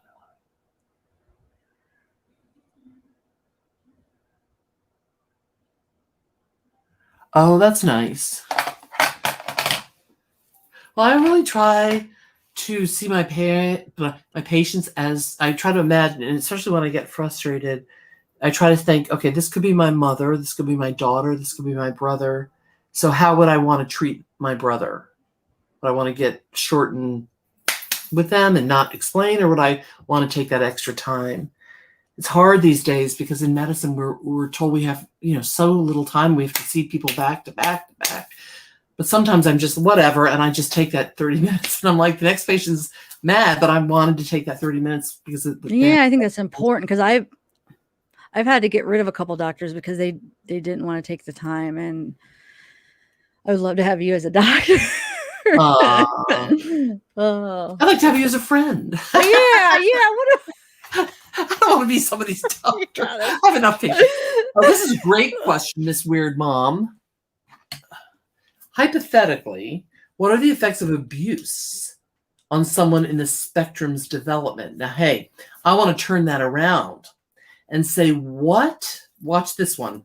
Let's see if everybody can let's see if everybody can get this. Miss Weird Mom has said, what are the effects of abuse on someone who may be on the spectrum developmentally? I'm going to turn the question around, and this is a more relevant question. What are the effects of being on the spectrum? What does being on the spectrum, how does that affect somebody being a victim of abuse? Do you follow me or no?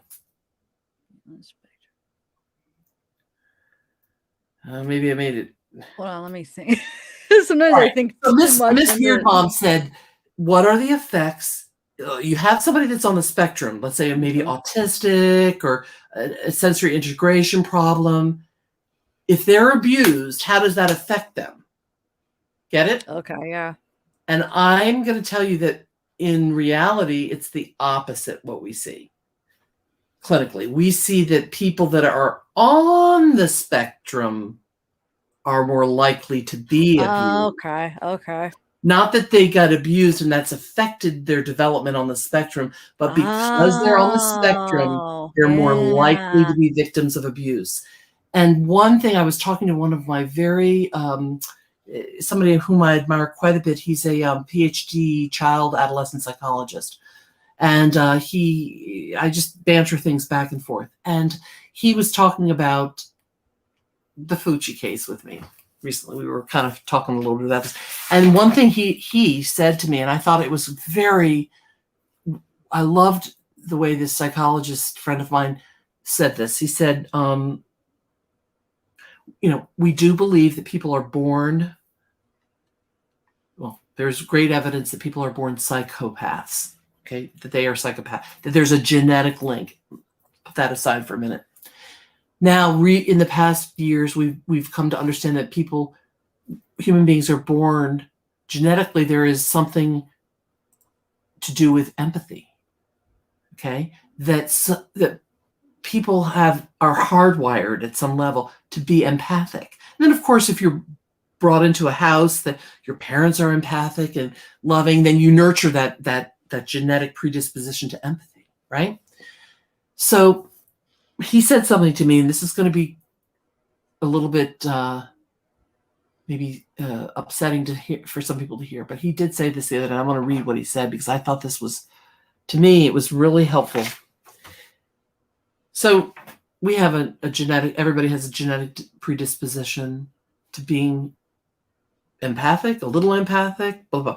And what he said to me was, autism is a spectrum. Of course, it's a spectrum. Remember, so you could be on the spectrum. So it doesn't mean you're 100% what I'm about to say. But he said, autism is a spectrum disorder with where the person possesses an extreme lack of empathy. And it's not their fault, but they're so in their own little world, so to speak, and they are having trouble integrating that they don't have the ability to be empathic. And so what he was saying, this is not about the Fucci case. This is just about spectrum disorders. That if you are on the spectrum on an extreme portion of like very pervasively autistic, then you really have an extreme lack of empathy. And because of that,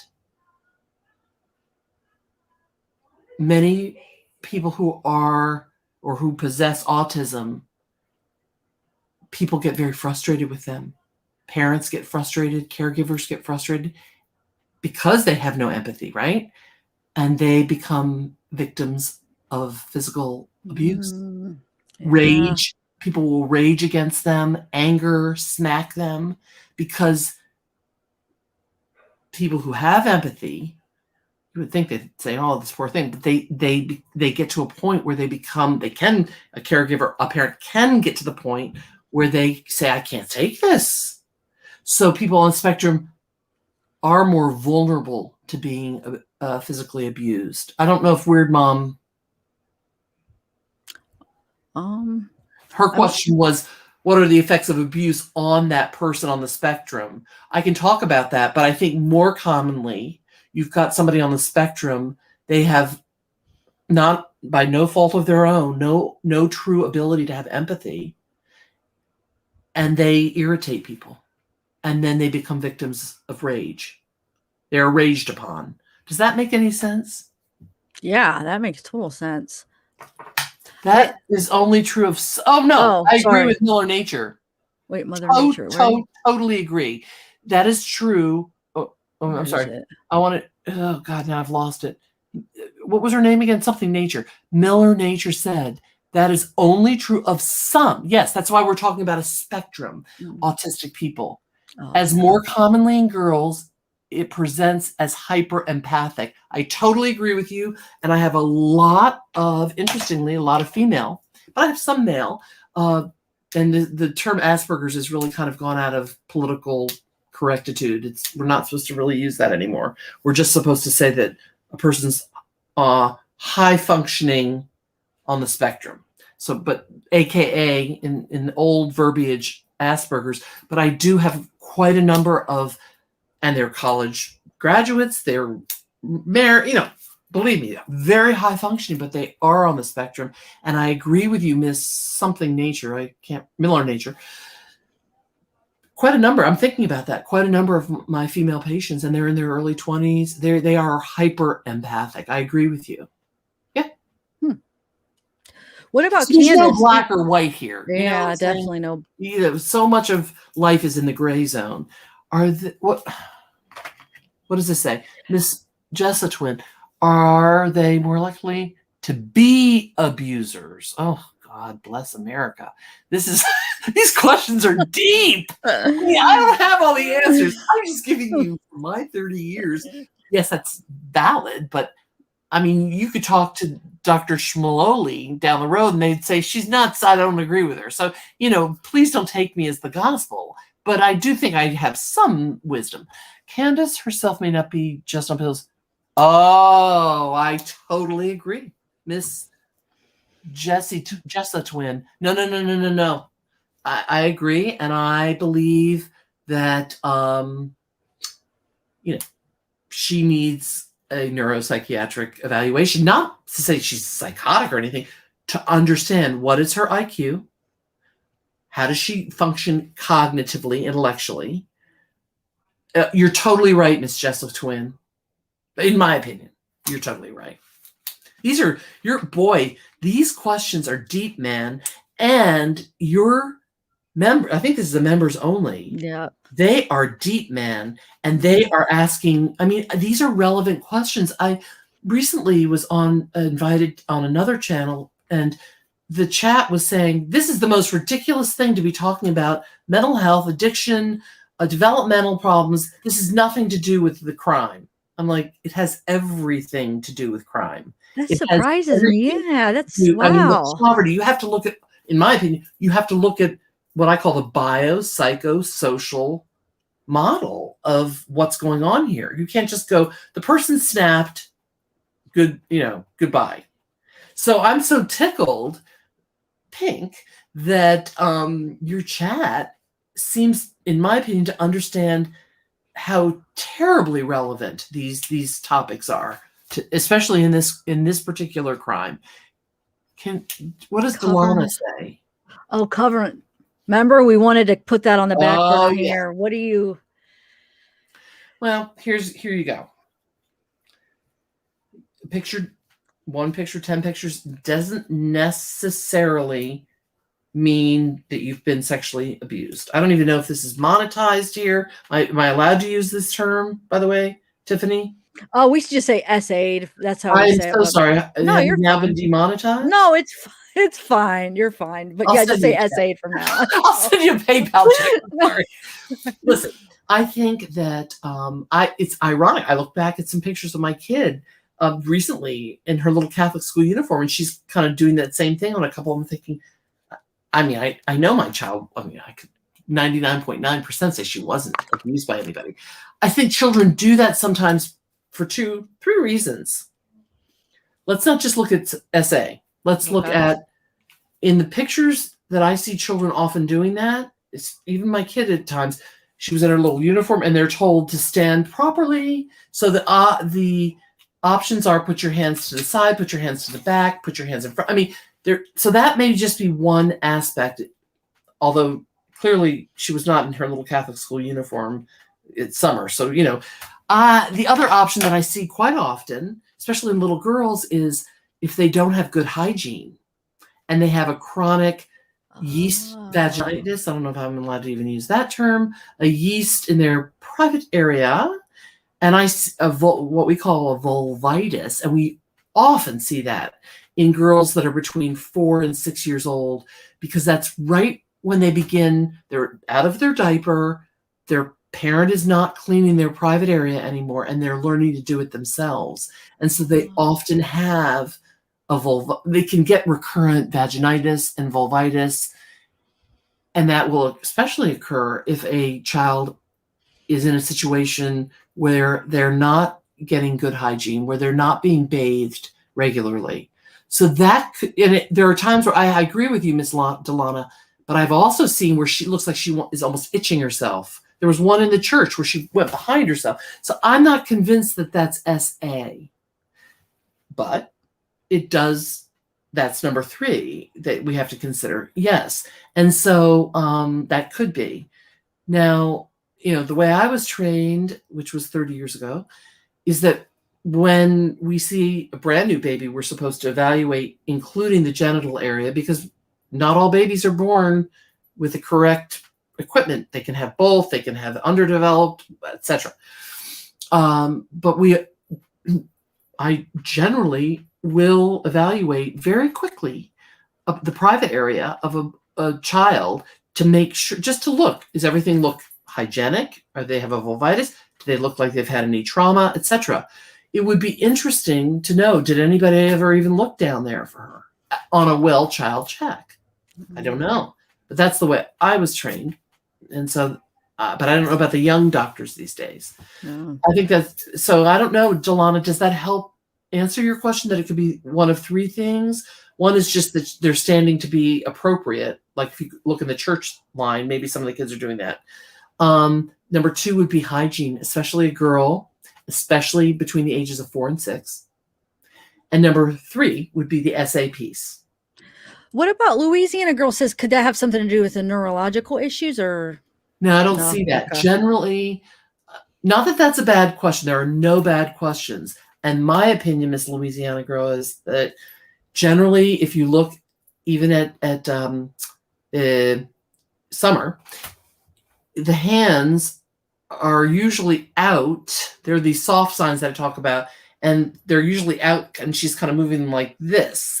She's not keeping them down that way, generally. So no, I do not think it has to do with neurologic issue. But thank you for asking that. Oh, Miss Behave says she was around all boys. Maybe it was modestly someone taught modesty. her. Modesty someone taught her. Yes, because I'm going to tell you right now, I just thought about this. I used to tell my daughters, because, my girls were kind of like tomboys, and they would, we still are in the garden, outdoorsy, whatever. But I also am very kind of traditional because of my cultural backgrounds. And I couldn't stand it when my girls would just be wide open in front of guests. Like, there were 3, 4, 5, 6. And what I would say, I taught them from a very young age, I would say Farmer Joe. And so we'd be in public and they'd be, hanging out like this. And I'd say, Farmer Joe, Farmer Joe. And they would go and put their legs together just to be more modest. So what somebody may have taught her that that's the way you show your modesty. I agree with you. For me, I didn't say, Farmer Joe, put your hands there, but Farmer Joe meant, for God's sakes, put your legs a little bit more close. So Keiko says, can Dr. Salerno address the handshaking again? It's not shaking, and it's what we call, and you even see this with children with ADHD, or adults too with ADHD. It's not shaking. It is what we call in medicine. Okay, so there are signs. Okay, I'm going to say, like, your vital signs are something you can measure, right? And so I have a 98.6 temperature. Something that's actually measurable is a sign. Then you have symptoms, which are like, I have a sore throat. Well, you can't really measure my sore throat. How much does it hurt? You know, kind of. So those would be symptoms. And then you have, between signs that you can measure and your symptoms, you have what we call in medicine soft signs. So it's not like, oh my God, the person's, I'll give an example of a sign of a hip fracture. When you lay somebody down, their hip comes out, you can just see. It's like, oh my goodness, they have that sign, the hip fracture sign. Get me? But the soft signs are things that only really a trained eye can see, and they don't indicate, oh, they have a hip fracture, or oh, they have autism. But they are soft signs that can be indicative of a diagnosis or different diagnoses. So the hand thing that I'm talking about is a soft sign, and it's something that we often see in children with ADD, and I don't want to just say children, adults, whatever, with ADD, ADHD, some sensory, some spectrum, autism spectrum disorders. And the soft sign is that when they're walking, and you could go to a church thing, I can show you on a church video, when somebody is walking, generally when you, I can't stand up here, but when you walk, hands are just kind of going like this, right? Unless you're a toddler, where you might kind of be going like this because you're trying to find your balance. The soft sign that I'm talking about is the hands when the person is either walking or even standing there and they get excited, they kind of do this, like that. Okay, so one of the things I will ask a child that I'm evaluating for ADD or ADHD is to walk in a circle, not a small circle, a circle that's maybe 6 feet around, and just say, I want you to start here, and I want you to walk around back to me, and then just do that a couple of times. And then what I'm looking at are soft signs, one of which is that their hands kind of do this. And it's because we know that ADHD it's a neurologic, it's the brain. So it does involve temperature control and coordination and things like that. So that's a soft sign. So that if you look, so maybe we should go back to a couple of these to show Miss Klo. Sorry. Guys, welcome to my channel. Mute my voice. Okay, so let's see. Sorry. This is it do you want me to play one that we already watched, or I just brought up a different one? Well, here we go. This is a great one. Oh wait, hold on. Oh, this is just this one is just incredible to me. But bring her up. Okay. Can you go back? Even the way she's climbing the stairs. Now, if she were 18 months to 24 months, I would say, okay, that's okay, because her arms are out like this and she's trying to balance. But this is a 5-year-old. So go ahead, bring her. Now, I think I paused. Look at the left arm. First of all, it's way out there. Left. Yeah. Now continue slowly. Okay, hold on. It's just I'm sorry. Freeze framed on my video for some reason. I must be talking or something. Flapping. Yeah, my daughter actually flapped, and she isn't 8. No, she might be a little ADD. Yeah, why was it just stop there? I must be rambling on about something here. Hold on, let's see. What the heck? Oh wait, hold on. I missed it. Hold on. All right. Where did it go? Okay, now it should see her walking. A minute. Should do it. I don't know. I don't remember talking this much on one of these. There we go. Okay. Oh, she's just staring up on. Yeah. Okay. You see her mouth? Oh, that. And then we're looking at her. I guess that's not a good example. Okay. You know, the really good one is when she's in that nativity costume. Oh, well, okay, here we Nativity? go. Okay. Well, I'm sorry. Is she coming back again? Yeah, she'll come. Let me just see real quick. Too bad you can't. Can you do slow motion or no? I could if I have it in my editor. I don't know if I'd have to probably share it a different way. What is she? Okay, wait. Oh, I could probably put it in the editor and do slow motion. Did you notice that her hands did that? Is it going to be worth? I don't know if it'll be worth it. What happened to her? She just. Okay. Yeah, because it goes back. Here, Oh. let's find another one here. You said the nativity scene. Is that the one you think is a good one? The right side, yeah. Okay, I'll bring that up. That's the one that we already watched. So let me go. It has to. I don't remember if that was on the first one or the second one. Hold on. It was the second, I think. You think it was the second? Okay. I think. I can't believe your chat. Okay, there. Look at that left. Look at her left hand. You missed it right there. Oh, hold on. It was kind of like this. Wait, hold on 1 second. There's no reason for it to really be like that. I'll rewind it 1 second. I'm just pulling this. And guys, I mean, these are such soft signs. You probably think I'm not. Maybe I'm making this. I mean, they're soft. That's why they're called soft signs. It kind of does take a trained eye to see. And then you can't just diagnose somebody off of one thing. You have to see a whole constellation of things, and then you have to obviously meet them and examine them and blah blah blah. Okay, let's see. Is it right coming up here? I think so. When she jumps down it's so hard to know. There's so many different ones. I don't know. Shit. This is not the nativity one, but I think I have that up, but because you remember you said when I was, here we go. Okay. Well, it's so hard to control this one when I have it shared like this. All right. I wasn't looking when you said that because I was looking for the other That's video. right. So I'm not sure. What would be more interesting would be, or more revealing, let's put it that way, not interesting, revealing would be the nativity one where she's on the right side of the screen. Welcome to my channel. Let me see if this is the one. This is the second one I played earlier.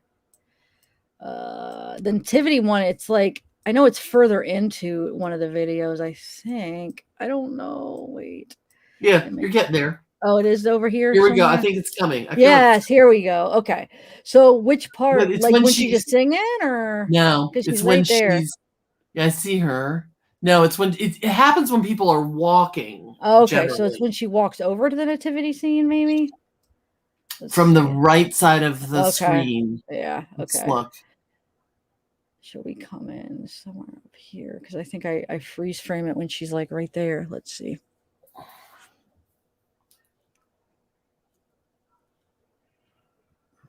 Because there's Candace right there to the right. When she had longer hair, and I just point her out. I love that you can do that with the arrows. And then let's see. She must be talking to Summer. And Summer, yep, there she is. Okay, so let's see. It's probably not going to be too obvious. Well, yeah, I see it. It happens so quickly, but like when she comes up, and then watch her right hand kind of flare out. I could kind of, I could. You see her right hand. Okay, hold on. Let me. But there's another time when she's stomping along with that outfit that's more obvious. Okay. Because here she's sort of running. I'm trying to think, when else does she have the outfit on, before this or after this? I think I don't know. And then there's another time that you had a great. Let me see if anything happens after. I forget, actually. She just sort of comes out of the blue from the right side of the screen, sort of walking sort of like a tin soldier or something.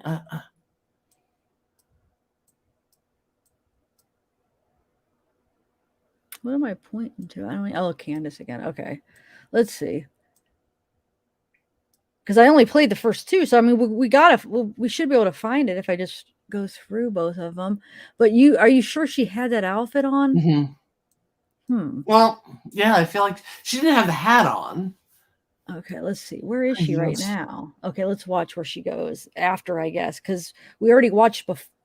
Yeah.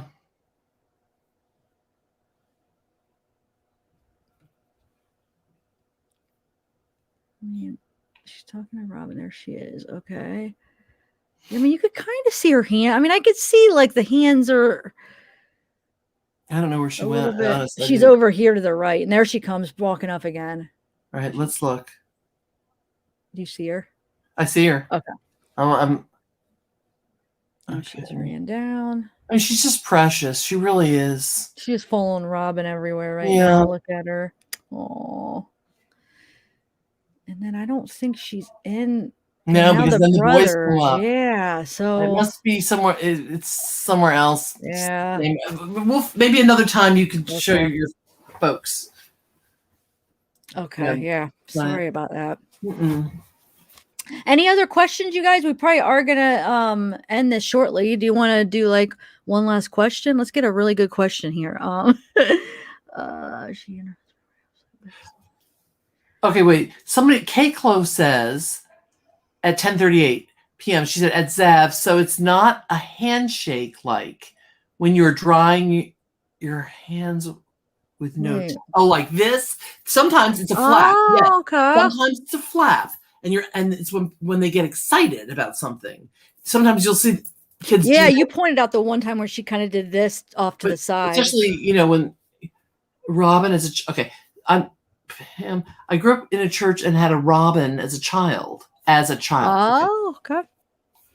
She and her husband were the absolute best and loved all the kids. I'm 48 and still friends. That's wonderful. And I bet you're right, Pam. She probably is grieving.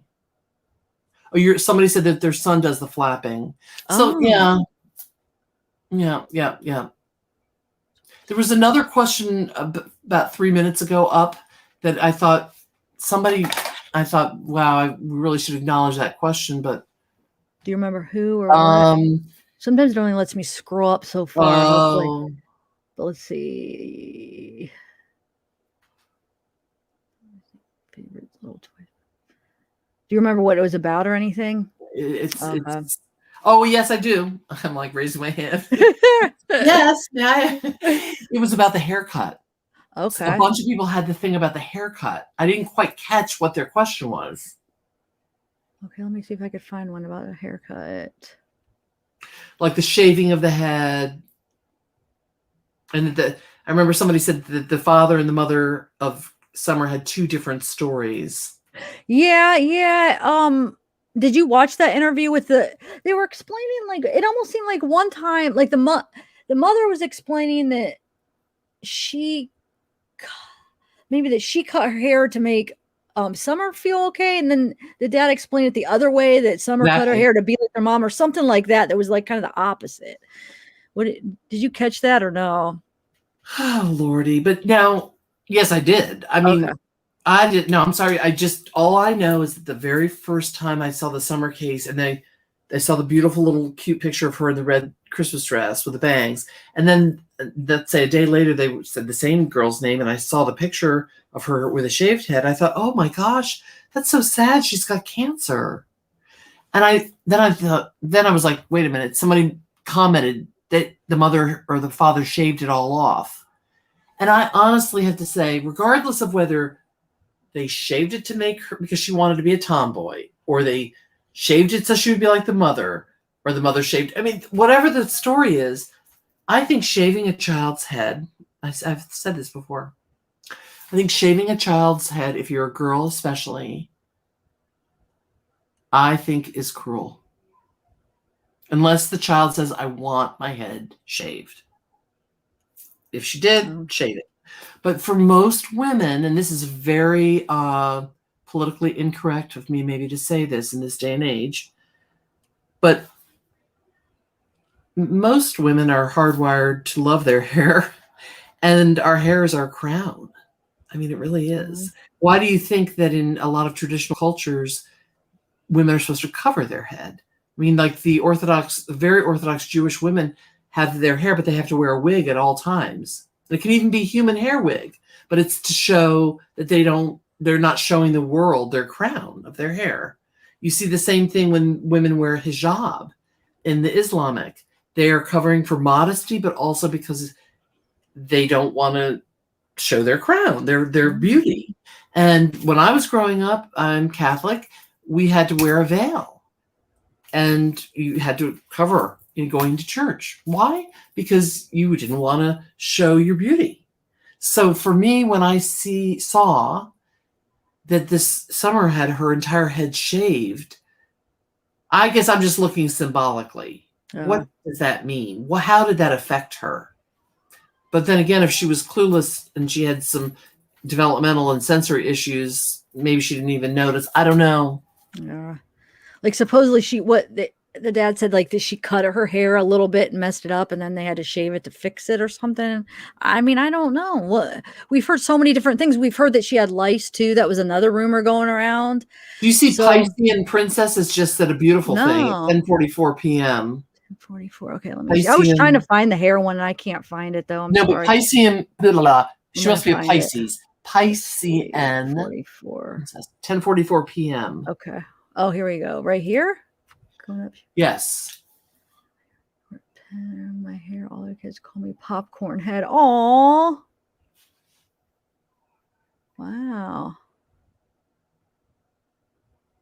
Wow. And I can also speak from my experience. My dad was a surgeon, and he loved cutting all of our hair to save money because we didn't have a whole lot of money when he was first became a surgeon. But like, I have two sisters and a brother, and my brother had really almost like an afro.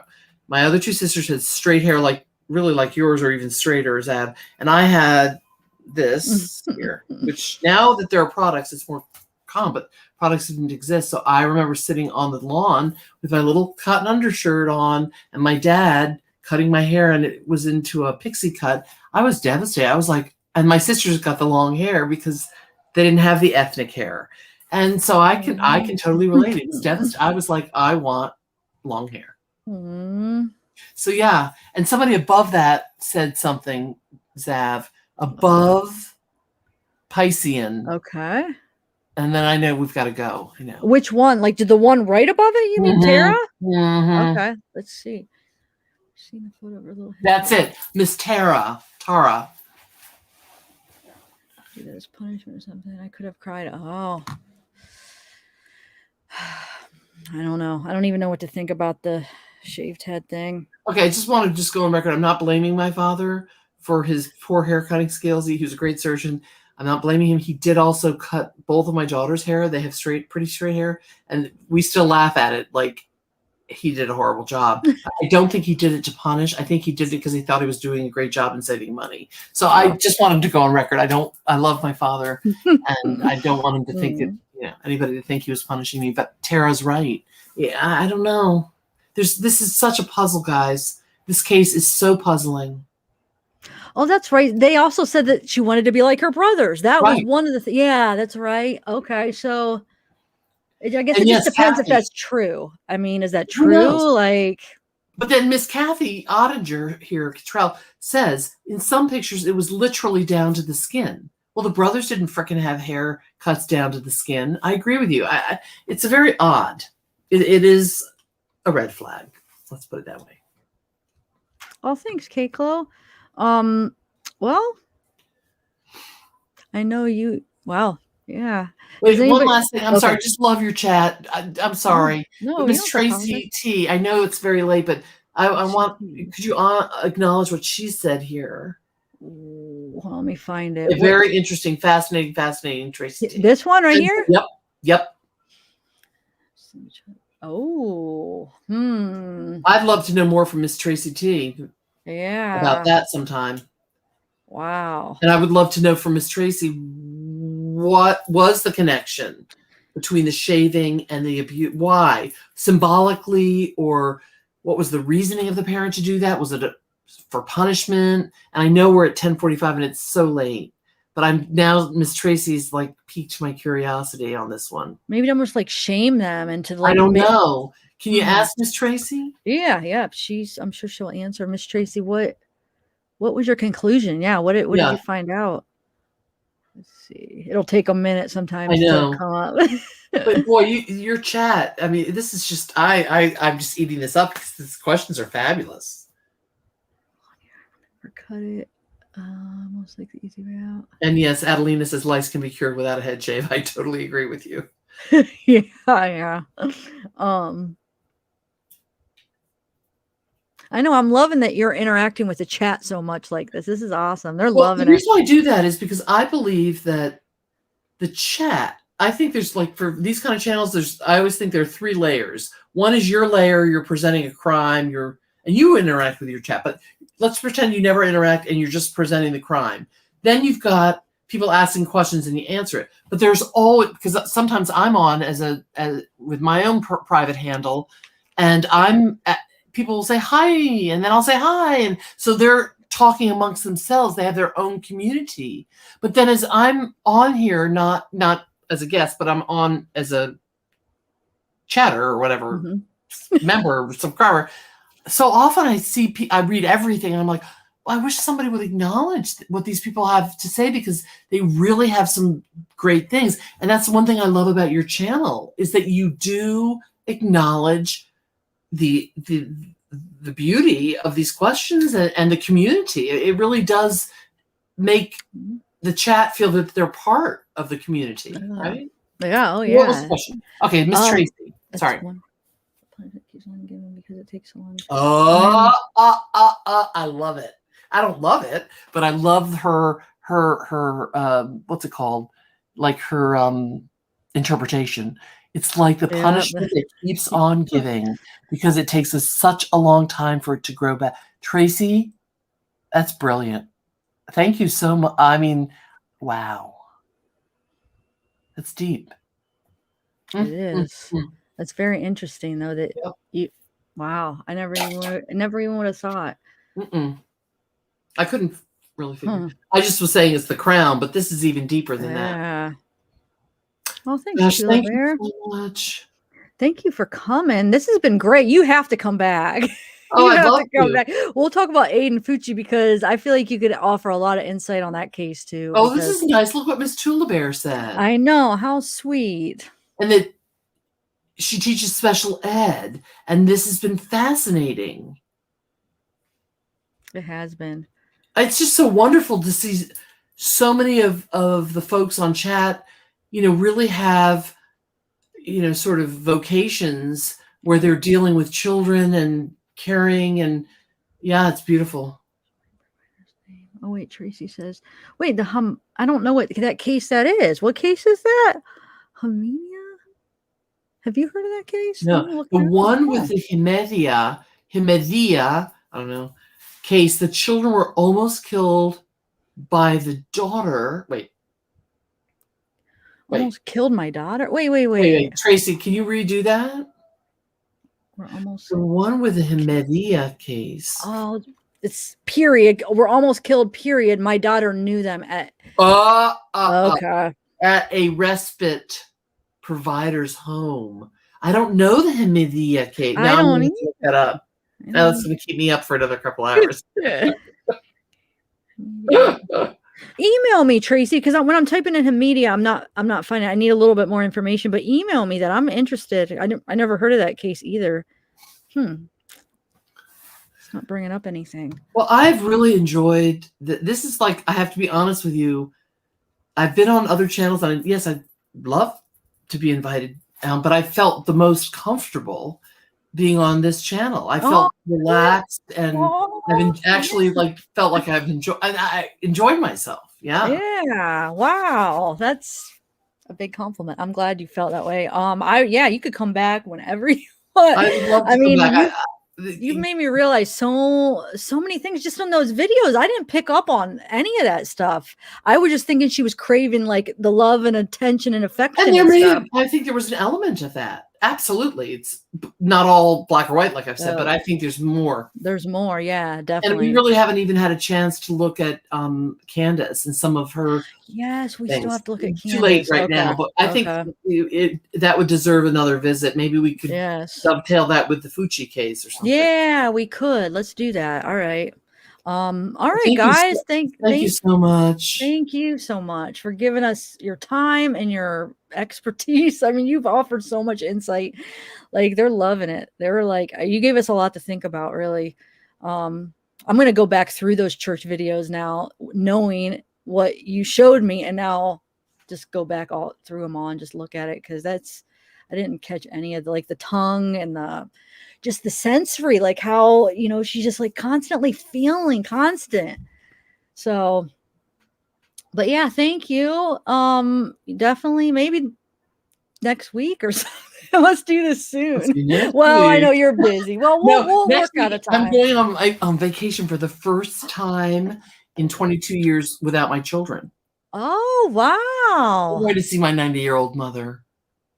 But I have a great relationship with her, and she's got this beautiful view of the sea in Florida. And I have this other, hoping to meet another channel creator called Mel. Do you know him? No. He has a small channel. He's brilliant. He's hilarious. He's edgy. He's young. He's got to be in his 30s. How do you spell that? I'll check it out. Ickamel? Oh, Mel. He is hilarious. He's out of Florida. Think of Wicked. Okay. Without the W. Okay. Wicked. Then Mel, because his name is Melvin. He's Latino. He covers a lot of interesting cases that never go nationally, because I think a lot of times minority, like Black and Hispanic victims of crime, aren't showcased as much in this country. So he does a lot of that, and he's also hilarious, and he's kind of edgy.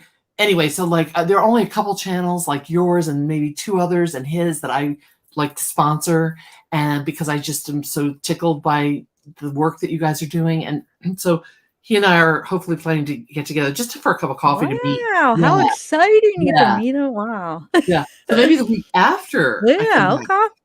Have fun, and yeah, we will keep in contact. Have fun, safe travels. Thank you. All right. Well, everybody, thank you. We're gonna go. And, good night, people. Good night, everybody. Yes, thank you so much. Thank you, Amy. And